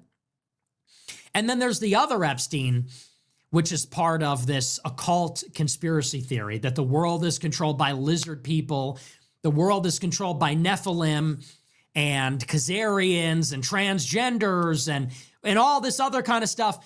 And you see how the goal of the latter is actually to divert you from the former. They want to get people fatigued.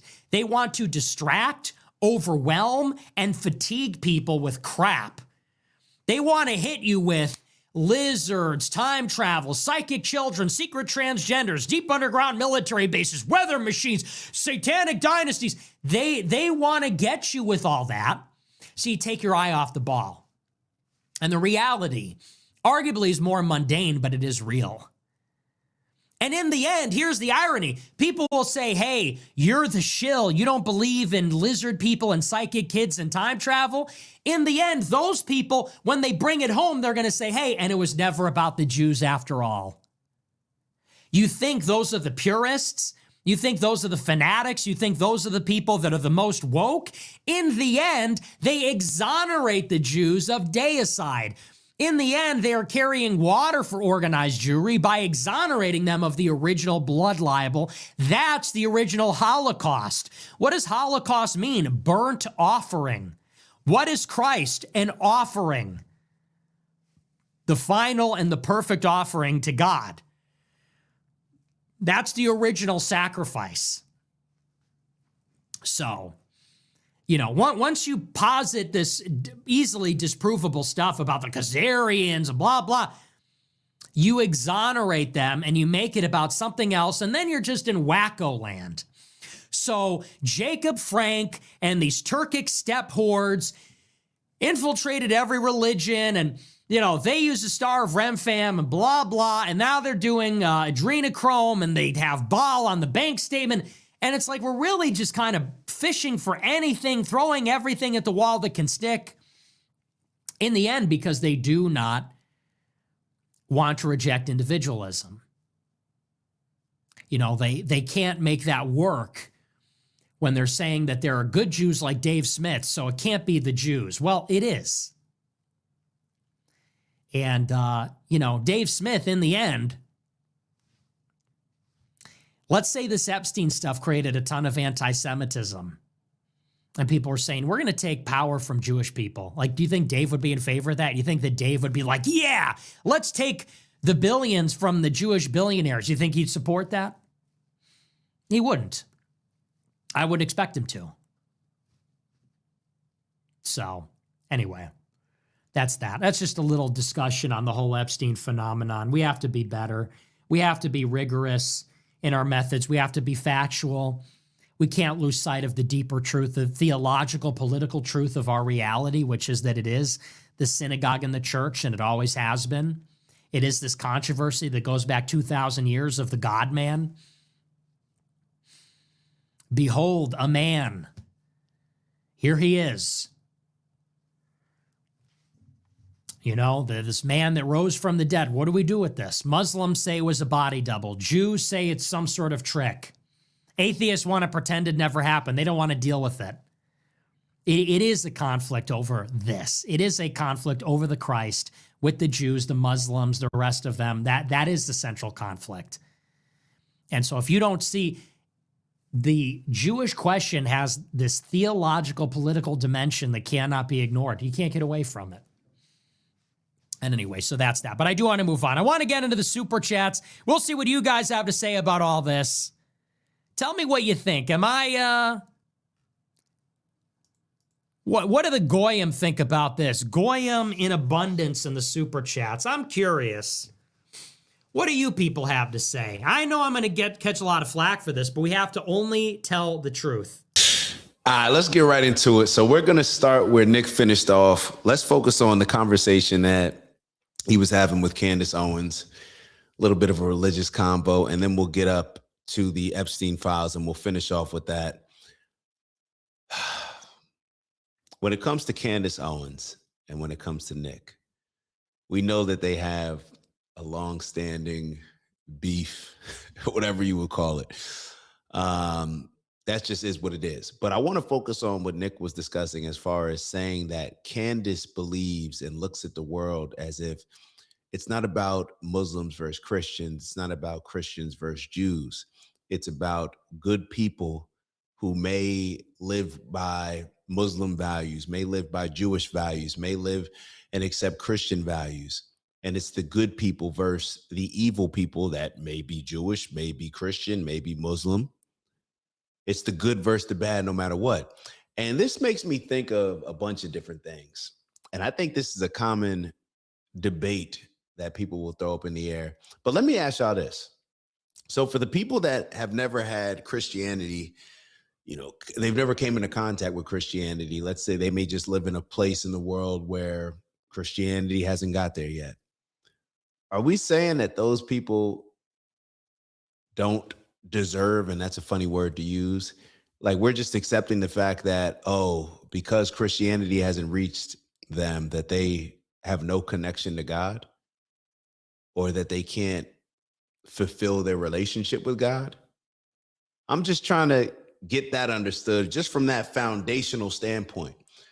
If you live in a place in the world, I don't know where, and it shouldn't even be this extreme. I'm trying to use an extreme example because the other example that I would use, I'm pretty sure that most people watching, especially if you are Catholic, Christian, Jewish, Muslim, whatever, if you're looking at it and I say, well, if you're not Christian, if you don't accept Jesus as your Lord and Savior, you just can never have a fulfilled relationship with God.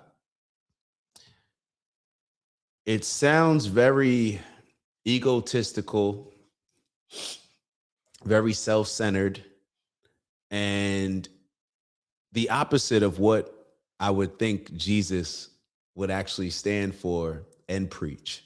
And I think we need to remind ourselves that Jesus did not create Christianity.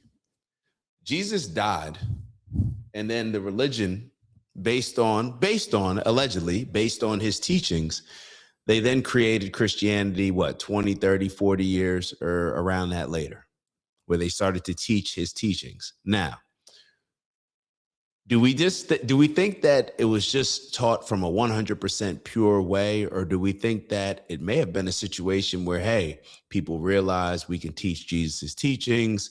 We need a new religion, not really feeling what's out there for us. So, let's create something based on Jesus, and we'll teach. We'll write down all of what Jesus said based on his teachings. Do you believe that they had everything word for word? They may have. But if I'm being totally honest with y'all, it doesn't sound like, and I had to look this up on ChatGPT because I've heard people say that, I've had a lot of religious conversations, and a lot of Christians will say, Jesus is the only way. The only way to what? I ask. Like, the only way to God. This is the path. Jesus is the way. Jesus said that he's the way. So when I ask ChatGPT this question, it referenced, hold on. Sorry, I started asking a bunch of other questions, but it referenced John. What's the verse? So John 14:6, where Jesus says, I am the way, the truth, and the life. No one comes to the Father except through me. Very hard for me to believe that Jesus said that. Based on all of these stories that I've heard, now they're just stories, right? Based on these stories, based on my perception, based on my understanding of who Jesus is and was and has always been, however you want to look at it, I find it very hard to believe that Jesus said, no one comes to the Father except through me. So I just want to state that to throw out my bias a bit as we get into this conversation. And I want us to focus on that as well, not only just with the conversation with Candace, but well, let me do this. When I see Judaism compared to Christianity, and I was looking at, do Jewish people believe in a Messiah? And Nick was talking about, and I've heard a lot of other people talk about how Jewish people don't respect Jesus.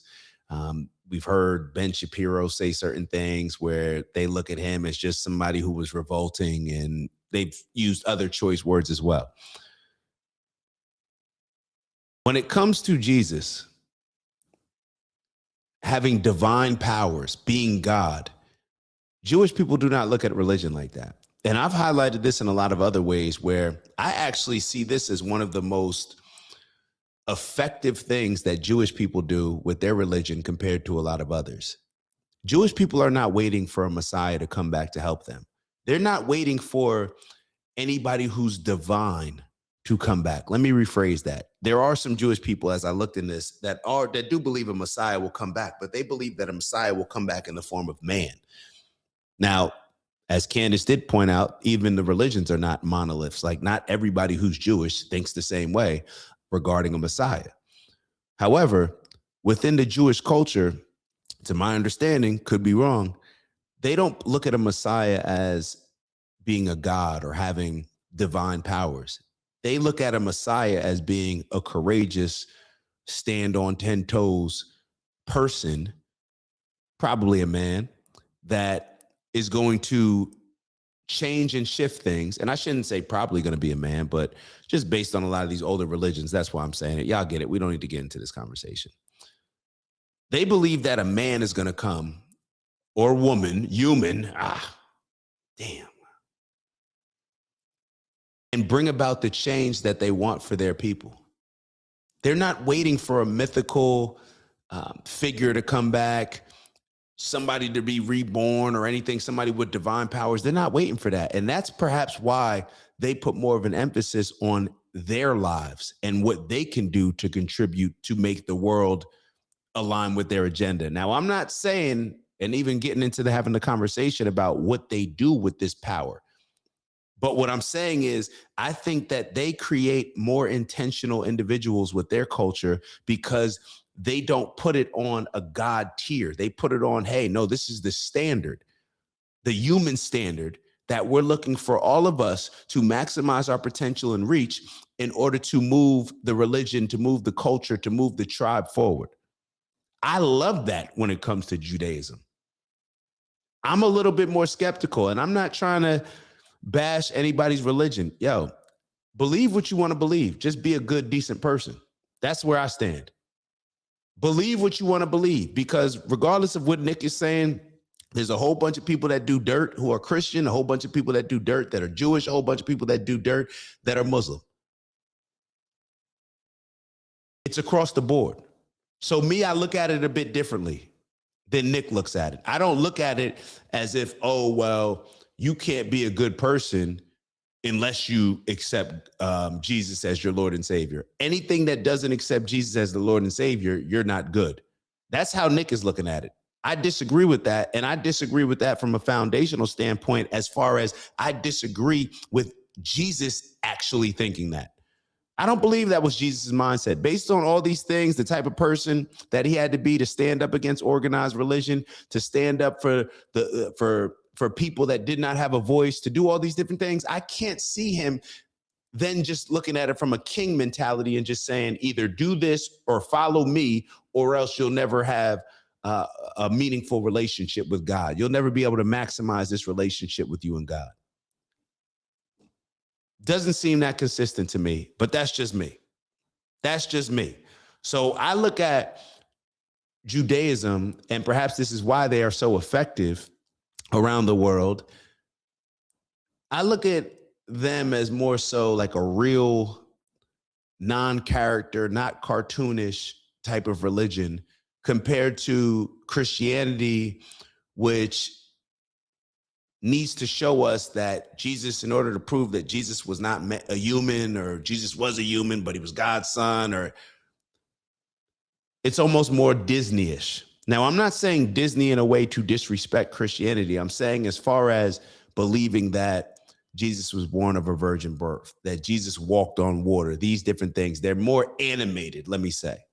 It's harder these are things that for most people, unless you just accept already Jesus as your Lord and Savior, these are things that are going to be harder for us to believe because they are divine things that humans can't relate to. And you may say, well, humans can relate to somebody having a birth without having sex. Humans can relate to that. Yeah, right. Let you as a man or you as a lady, depending on where you are in the situation in this story, let me just tell the story. Let a man come home to their woman that they haven't been having sex with for months and them say that they're pregnant and, oh, it's just a virgin birth.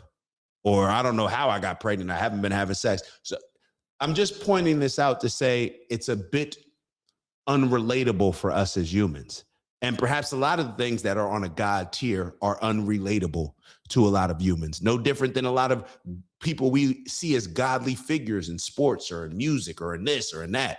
And we don't see them. We can't really relate to the things that they're doing because they're so much greater. So obviously, that's just a God tier of human. God tier of God would obviously be something that would be even harder for us to relate to. Just my opinion.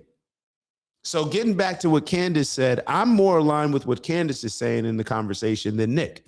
Nick looks at this as a tribal thing. He looks at this as, hey, we need to get back to the Crusades. We need to fight against Muslims. We need to fight against Jewish people. And even if he's not saying fight and have a war, literally in that sense, what's the takeaway from that? What's the takeaway from that? If you believe that, like Nick said, and I got it written down, that Judaism can't be good because if you lack Jesus, then something can't be good. Jews don't have Christ. They've actually rejected Jesus as the Son of God. So therefore, from Nick's standpoint, they can't be good. I want to reemphasize that believing in Jesus is different than believing in Christianity and what people wrote about him after he passed away. I'm pretty sure that after I pass away, and with them, I mean, we got videos now, but if I pass away, when I pass away, if I pass away, there's going to be people, well, let me not put myself on a high horse. Matter of fact, there will be people close to me that maybe not close to, I don't know. But if people write about me, when people write about me, you feel me? When people write about me, they're going to write a bunch of things that if I could read them, I may be like, whoa, I don't know about that. Like, oh, that's what you got from that? Well, I wasn't trying to give that. I was trying to give this, but your takeaway was this, or there's a gap there. Now, a lot of people may say, hey, there's no gap because Jesus is divine. But what about the people that wrote about Jesus? Like, were those divine figures as well? And we know man is, flawed. So with man being flawed, and even if Jesus' teaching was spot on, man going back 20, 30 years later and writing down some of Jesus' teachings and also understanding like, hey, religion can be a power play here because that seems to be the power dynamics and the power structure is comprised. It's just based on religions. So do we trust that 100%? I don't know. I'll let everybody else decide for them what they choose to decide to trust, what they decide to believe in. And let's just reiterate that when we are believing in something, it's something that we don't know or something that we can't prove. So perhaps we should give a little bit of grace when it comes to that. But my stance is clear. I agree with Candace when she said that there needs to be good people from all different backgrounds. If I look at somebody and just find out that they're Muslim or they're Jewish or they're Christian, and I'm saying like, nah, they don't got Jesus in their life, or they don't have what I believe as the Lord and Savior in their life. So therefore, nah, they can't be good people. Imagine where that lands us. Now, I'm not saying that Nick is presenting it in the same way that Bibi Netanyahu and Israel presented as, but isn't this kind of the same thing? These people were born bad. Reference them using the Amalekites, where we have to get rid of the entire race because the entire race isn't good. If Nick is sitting here saying that without Jesus, you can't be good, then what is that really saying? Because I assume that our goal is to have a good world, right? To have a good society, to have a good universe. Where does that type of thinking lead us? And I know it may sound good when you're interpreting scripture, and y'all actually let me know if Nick, I don't know if y'all have seen it, but maybe it's a shift from earlier, but there definitely seems to be something a little bit different going on ever since, and maybe I'm just noticing it, but since these Joel Webbin started to release those videos, that the 10-part series that him and Nick did. But there seems to be something a little bit different, but neither here nor there. For y'all, that's what I'm talking to y'all. Do y'all agree with that? Do y'all agree with if something doesn't have Jesus, that it can't be good? That somebody can't just be a good, decent human being? But we're always going to look at them as, nah, they can't be good because they haven't accepted Jesus as their Lord and Savior. Like, that's pretty primitive, if I may say. When it comes to us being able to decipher between who's a good human being, who's decent, who's not. I think that's going to land us in a lot of trouble. So I'm not following Nick when it comes to this. And I actually would challenge that. I don't think a lot of y'all are following exactly what Nick is saying either. You may like Nick, may be a fan of Nick. You may be Christian, may be Catholic, maybe all those things. But deep down, I find it very hard to believe that people think that just because somebody else doesn't accept that person's Lord and Savior, that person's way of living life, that they're not good. And what does not good mean, right? There's good, and then there's what else? It's good versus evil, right? That's what we always hear about, the battle between good versus evil. So if now we're telling people that, hey, you can't be good if you don't accept Jesus as your Lord and Savior like I do, then what are we really telling them? What are we really saying about them? What are we projecting onto them? Can we just have an honest conversation about this? That's all I'm asking. What are we really saying, and what's the end result of all this? What's the end result of all this? If you don't believe exactly what I believe, there's no way that you could be a good person. If you don't accept Jesus as your Lord and Savior, then there's absolutely no way that you can be a good person. And when it comes to religion, it's not even like there's a path to proving yourself or a rite of passage when it comes to religion. People just wake up and you know, most of the time you realize it based on your parents baptizing you or converting you or however you describe it as. When you're a kid, you don't even get to choose. You're not forced to do independent investigation. This is just something that you just get accepted in. So it's almost, to me, like, what is worth, like, there's not a lot of things in life that are worth, like, that you're just given for free, but the return is so amazing. And I don't think that religion is supposed to work that way either. I think you're supposed to give to religion a lot in order to receive something, but how it's been commercialized and pushed to us for the benefits of maybe just people wanting to, it's almost like, this is going to be crazy. I'm about to make this reference. This may go left, but you know how Democrats wanted to bring in a whole bunch of non-Americans in order to become Americans and then vote for them eventually?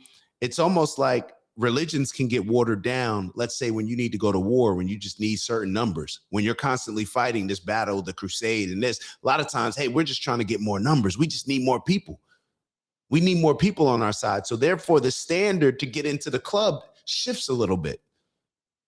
We start to lower our standard, the standard to get into and become a citizen, to cross the border. It lowers a little bit because man's flaws, because man selfishly wants to grow their power. And they've realized that, hey, the more Christians that we get on board with this, the more powerful we can become.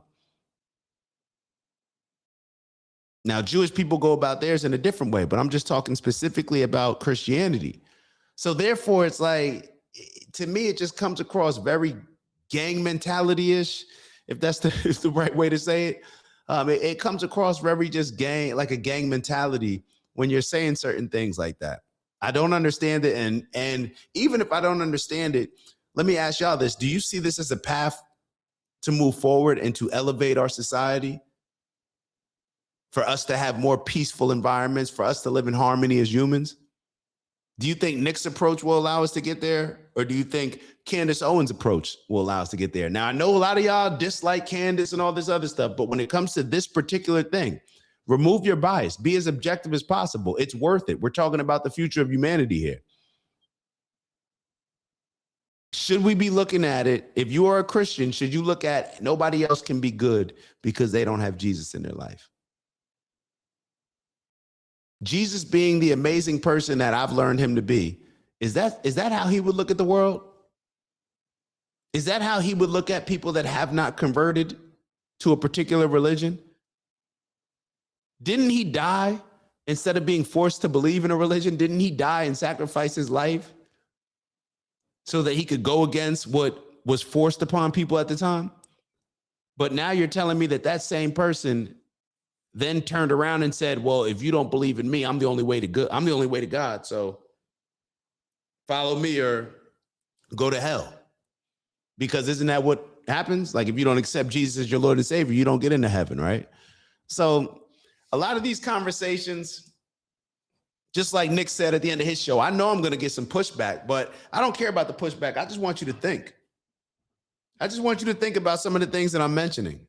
And then think about what is your goal for humanity? Where do you want this to go? And is Nick's way going to help us get there? Or is Candace's way going to help us? Because Candace's way just seems a bit more common sense to me. Now, just because it's common sense does not mean that it's better logic or that it's more effective than what Nick is saying, or it's going to lead us to where perhaps, and it seems like seems to be a reoccurring theme when it comes to Nick. A lot of times we just have different goals. So I'm not critiquing his approach and his strategy for his goal. What I'm saying is that I just have a different goal. Like my goal is not just to elevate Christians. My goal is to allow people to believe in whatever faith that they want to believe in, but establish a culture of decency and good with a capital G. So that way people can believe whatever it is that they believe in, be respectful of each other, and we can still live in harmony and achieve peace amongst humanity. That's my goal. My goal is not singular focused on any particular group. It's not singular focused on Black people. It's not singularly focused on Christians, not singularly focused on Jews, Muslims, or anything else. It's based on principles, values, and a moral compass and integrity that I align with, that I believe that is a good structure for humanity, a good foundation for humanity. Now that gives humanity the freedom to believe whatever it is that you want to believe in. However, this is how decent people behave.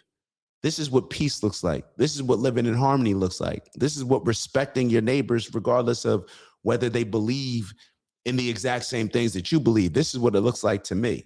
So I may be completely wrong. Give me a little grace. I may be completely wrong when it comes to it, or don't give me grace. It doesn't matter.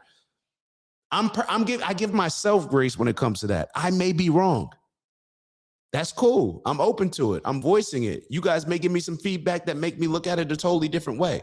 But as of right now, I'm being genuine with y'all and as direct as possible when it comes to having this religious conversation regarding what Nick Fuentes is talking about. So once again, my stance is good people from all different backgrounds, all different religions, all different. That's when those people come together, I think society moves in the direction that I believe is good. And that's what I would like to align myself with. But those are just my beliefs from my perspective, to each their own. I'm sure y'all will have no problem voicing your opinion. Okay, so let's move on to what Nick started off the show, discussing the Epstein files. And I think I agree with Nick's overall takeaway is that, of course, when you think about the Epstein files, it's the victims, right? The victims, what these girls went through and how they're continuing to suffer based on what they went through. So there's always going to be that. And because that is such a serious issue, such a huge offense, and it's being swept under the rug when it comes to what Jeffrey Epstein was doing, trafficking minors.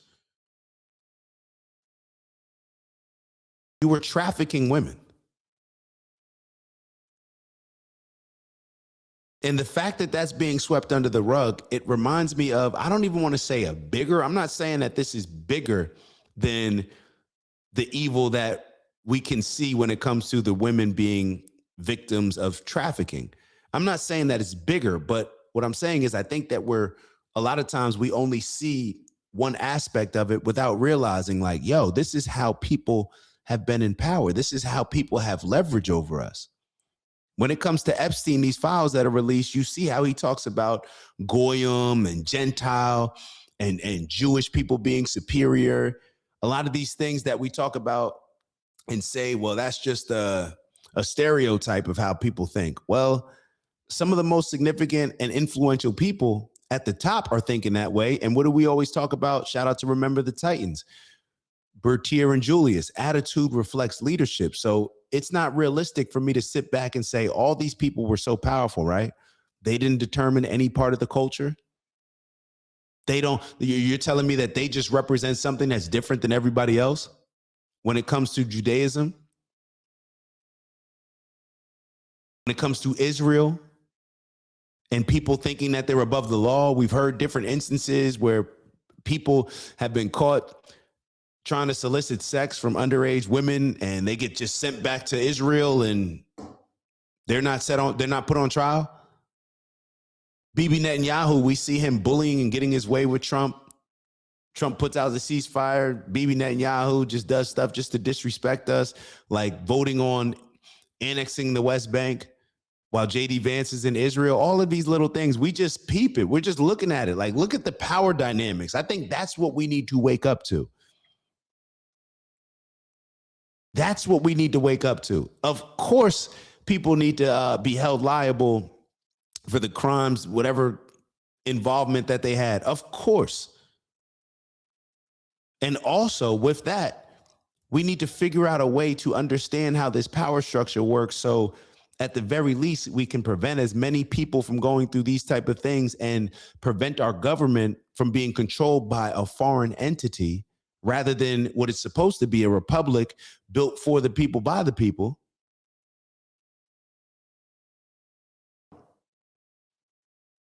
That's what I'm also wanting us to look at.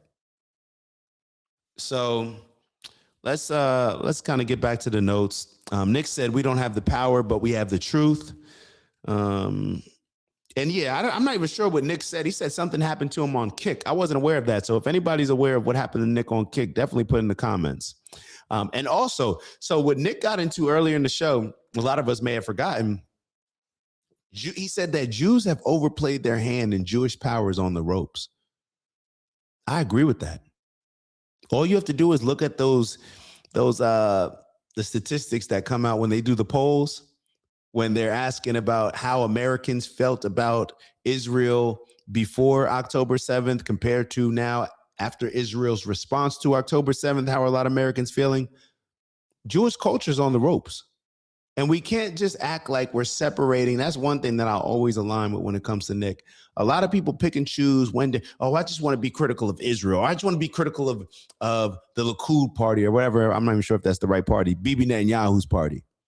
I just want to be critical of them. Yeah, well, it's not holding the people accountable that I believe need to be held accountable in order to bring some change. Because Bibi Netanyahu, just look at what the letters and what Epstein wrote. Bibi Netanyahu doesn't care what a non-Jewish person thinks about him. Or if a non-Jewish person says, hey, wags his finger and says, your morals and values, you're not lit. Bibi Netanyahu doesn't care about that. Bibi Netanyahu will care and will be forced to care about is if Jewish people and Israelis call him out for a lot of the things that he's doing. And he doesn't have that backing, because what that does is that alters the way that everybody else in the country, let's use America, for example. When Jewish people are not rocking with Bibi Netanyahu, what it does is it gives people the green light that they probably didn't feel that they otherwise have to criticize Israel, to call out some of the evil things that Bibi Netanyahu's doing. So this stuff is all connected. It's all connected. But I do think that Nick is right when he says that Jewish people, Jewish culture, Jewish power, let me say, Jewish power is on the ropes. A lot of Jewish people may be happy about that. Others like Bibi Netanyahu and Zionists, I doubt they are. So everything being out in the open. But Nick does give warning. He says that we can't get too emotional and potentially overplay our hand like he believes that Jewish culture has or Jewish power has. So interesting things. Let me see. So Nick wrote, as Christians, or he said, as Christians, we don't believe in everyone as an individual. We believe in everyone being a person. I think we kind of touched on that a little bit earlier, but I may be misinterpreting it, so I'm not sure if we actually did. But let me ask y'all this, man. This is another thing, and I hate to I'm not trying to bash on Nick, but he finished the show off, and he said that I know I'm going to get a lot of backlash from this one. And I don't know about y'all, and maybe I'm just a bit more sensitive to it. Maybe I'm getting triggered emotionally. Yeah, I'm an emotional guy. Okay, cool.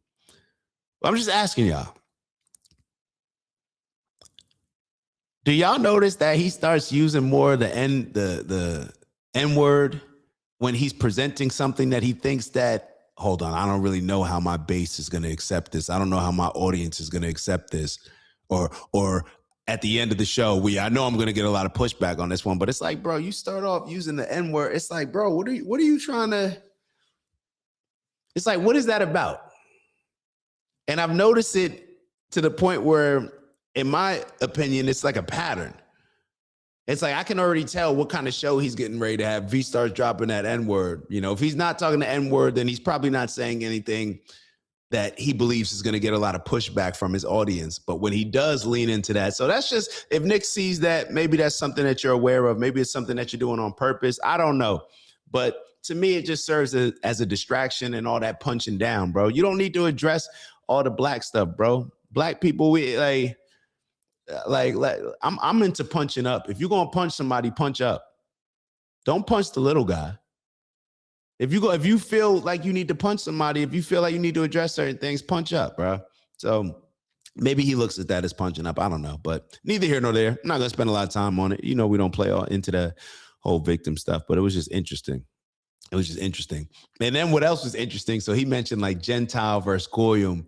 I believe he was saying like that's like black people versus N-words. And he was referencing the comedy skit that Chris Rock did. So that was interesting. And almost I wanted to jump on here where it reminded me of, because I was looking at a few different videos on Booker T. Washington and W.E.B. Du Bois.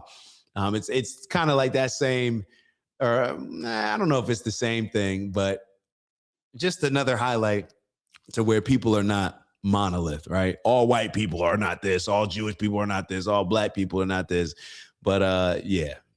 Hopefully y'all get my drift when it comes to that. But that was just something interesting. And I was just gonna kind of just share it with y'all, but I don't even think it actually aligns as much as I thought it aligned yesterday. But it's just an interesting thing to look at, you know, how Booker T compared to W.B. Du Bois. If you ever get extra time, look into that. There's an interesting approach, interesting conversation around the two different approaches, I should say. All right, so let's move on. Is that about it? Hold on. So Nick, all right, with the Epstein files. So Nick, I don't know if I heard this correctly or accurately, but Nick pretty much, like, he's pretty much just waiting now for the DOJ and the FBI to have a follow-up. And my question is, I don't know what gives you the confidence to think that they're just going to, okay, we got the information now. Okay, let's do a follow-up. Let's do more of an investigation on this. Did we get that with 9/11? Did we get that with JFK? Did we get it with MLK? Have we gotten it with Charlie K? And I just wanted to throw the K in there. Charlie Kirk. Have we gotten that with even Donald Trump and his 2 shooting attempts? Us just thinking that, if we don't say anything, be patient, the truth's going to come out. I don't think that it works like that. It's probably the opposite.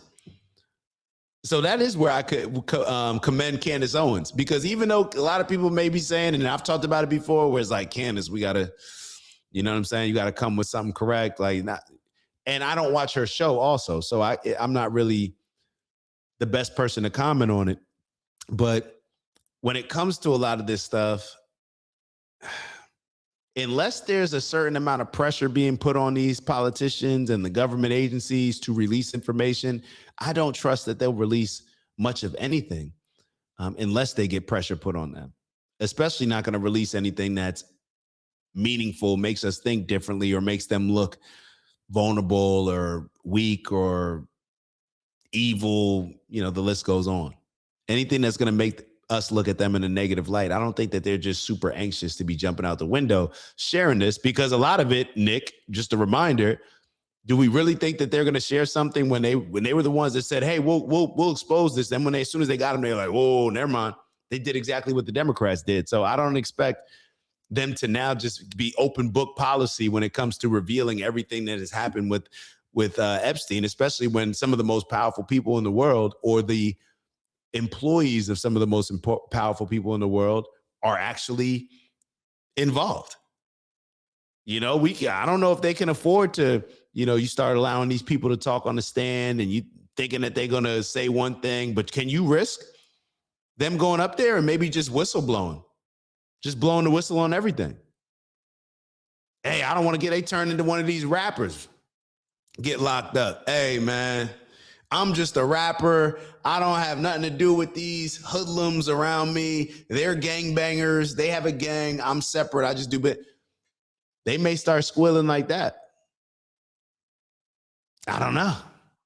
Would you take that risk if you were one of the most powerful people in the world? Perhaps those are some of the questions we need to be asking. But let's keep it going. And another thing, when it comes to Epstein, like, to me, Epstein is too conniving, too powerful, too slick, too confident, in my opinion, to kill himself how they presented it. Like, aside from the fact that there's missing footage, the right before he happens to die or whatever, right?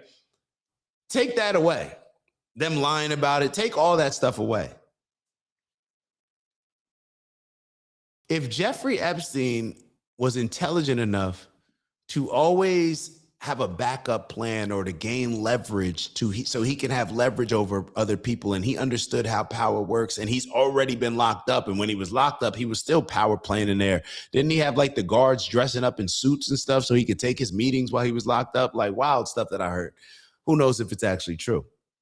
But the point that I'm trying to make is that, to me, Jeffrey Epstein was too confident to think that, I think about movies I've seen, maybe, let's just keep it at that, where, no, I can't just use movies, but there's been real situations in life where people who they believe it's pretty obvious, they may have been convicted of a bad crime, and they still feel like, we could fight this, we could do this.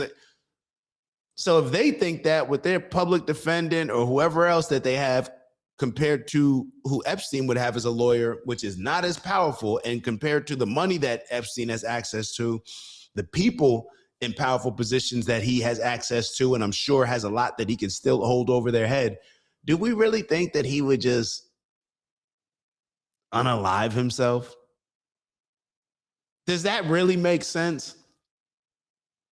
I know that's maybe going down the whole conspiracy path, but just from that standpoint, Jeffrey Epstein, if I was Jeffrey Epstein, bro, I would be making phone calls and like, yo, get me out of here. Oh, nah, you don't want to get me out of here? Don't worry about it. Yo, go check your mailbox. Go check your mailbox and tell me what's in your mailbox. You want that picture to be out here? You want that video to be out here? Oh, matter of fact, he probably didn't have to do that. Hey, remember when you came and hung out with us on the island? We had a good time, right? Right, George? I'm just making up the name, George. Right, George? Yeah. We had a good time. All right. I need some help in my situation. Are you willing to help? Well, I'm kind of tied up. Like, I don't really have. Do I need to be a little bit more clearer in reminding you about that time that we spent hanging out? Do I need to remind you? Well, what do you mean? Like, how would your wife feel about those videos that we recorded of you? How would the world feel about it? How would your kids feel about it? Did you know that girl was 14? You get where I'm saying, where I'm going with this? It seems like Jeffrey Epstein, he's too smart not to have a backup plan. Not to have anybody who is like, hey, if this goes left, this is what I need you to do. So maybe this is more reason for them to unalive him, but I feel like unaliving him would be such a risk, because it seems like he would have a lot of things in play where it's like, hey, if something happens to me, execute A, B, C. You get what I'm saying?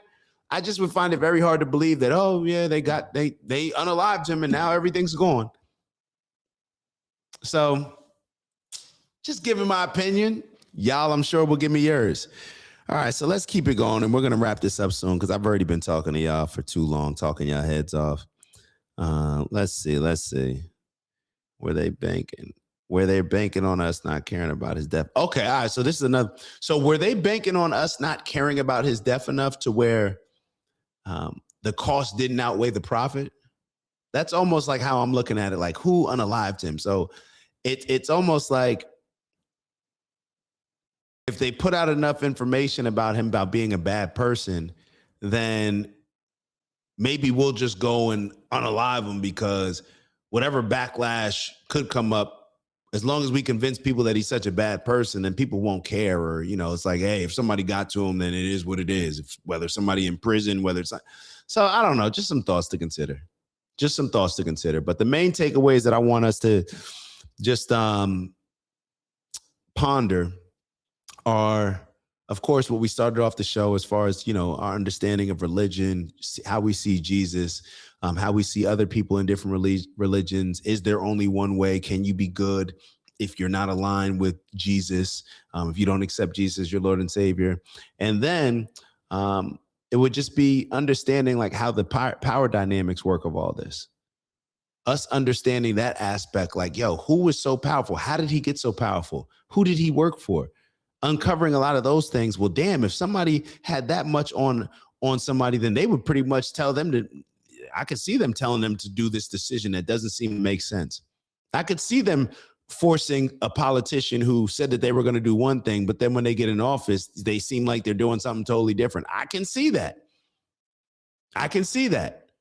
So think about them both. Leave your comments, like, subscribe, turn your notifications on. Make sure y'all are subscribing to the Black Guy in the Corner channel as well. Definitely appreciate all y'all. And let's just continue to build. So let me know where my biases may be coming in, even though I'm trying to be as objective as possible. We all know that that's not always the case. And I asked y'all to be objective as well. When you're processing a lot of this stuff. So let me know what your thoughts are, and I'll see y'all in the next video.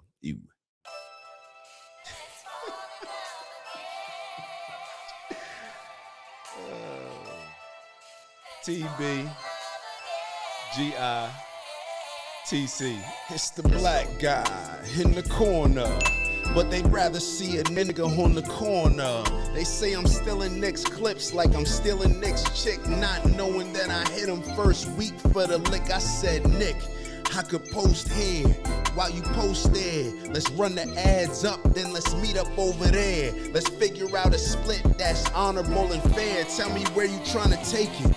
Bro, I'll meet you there. 1600 Penn, Wash, DC. Swear I saw the vision riding through the DMV. I envision prayers, but I could do VP. Hillbilly Elegy, fuck, I look like JD. Shout out my cheat code, Dave and Karen raised me. And my big bro, a nuclear family. And they don't like that. Strong fathers in the crib, BLM for that. LBJ society created all that. Victimhood mentality, I can't embrace that. And everything they taught in school, assume it's all cap. Everything I said I'd be, I am that. Everything I said I'd be, I am that. Everything I said I'd be, I am that. Ain't no introduction, just some fun facts. In case you were wondering, I am that.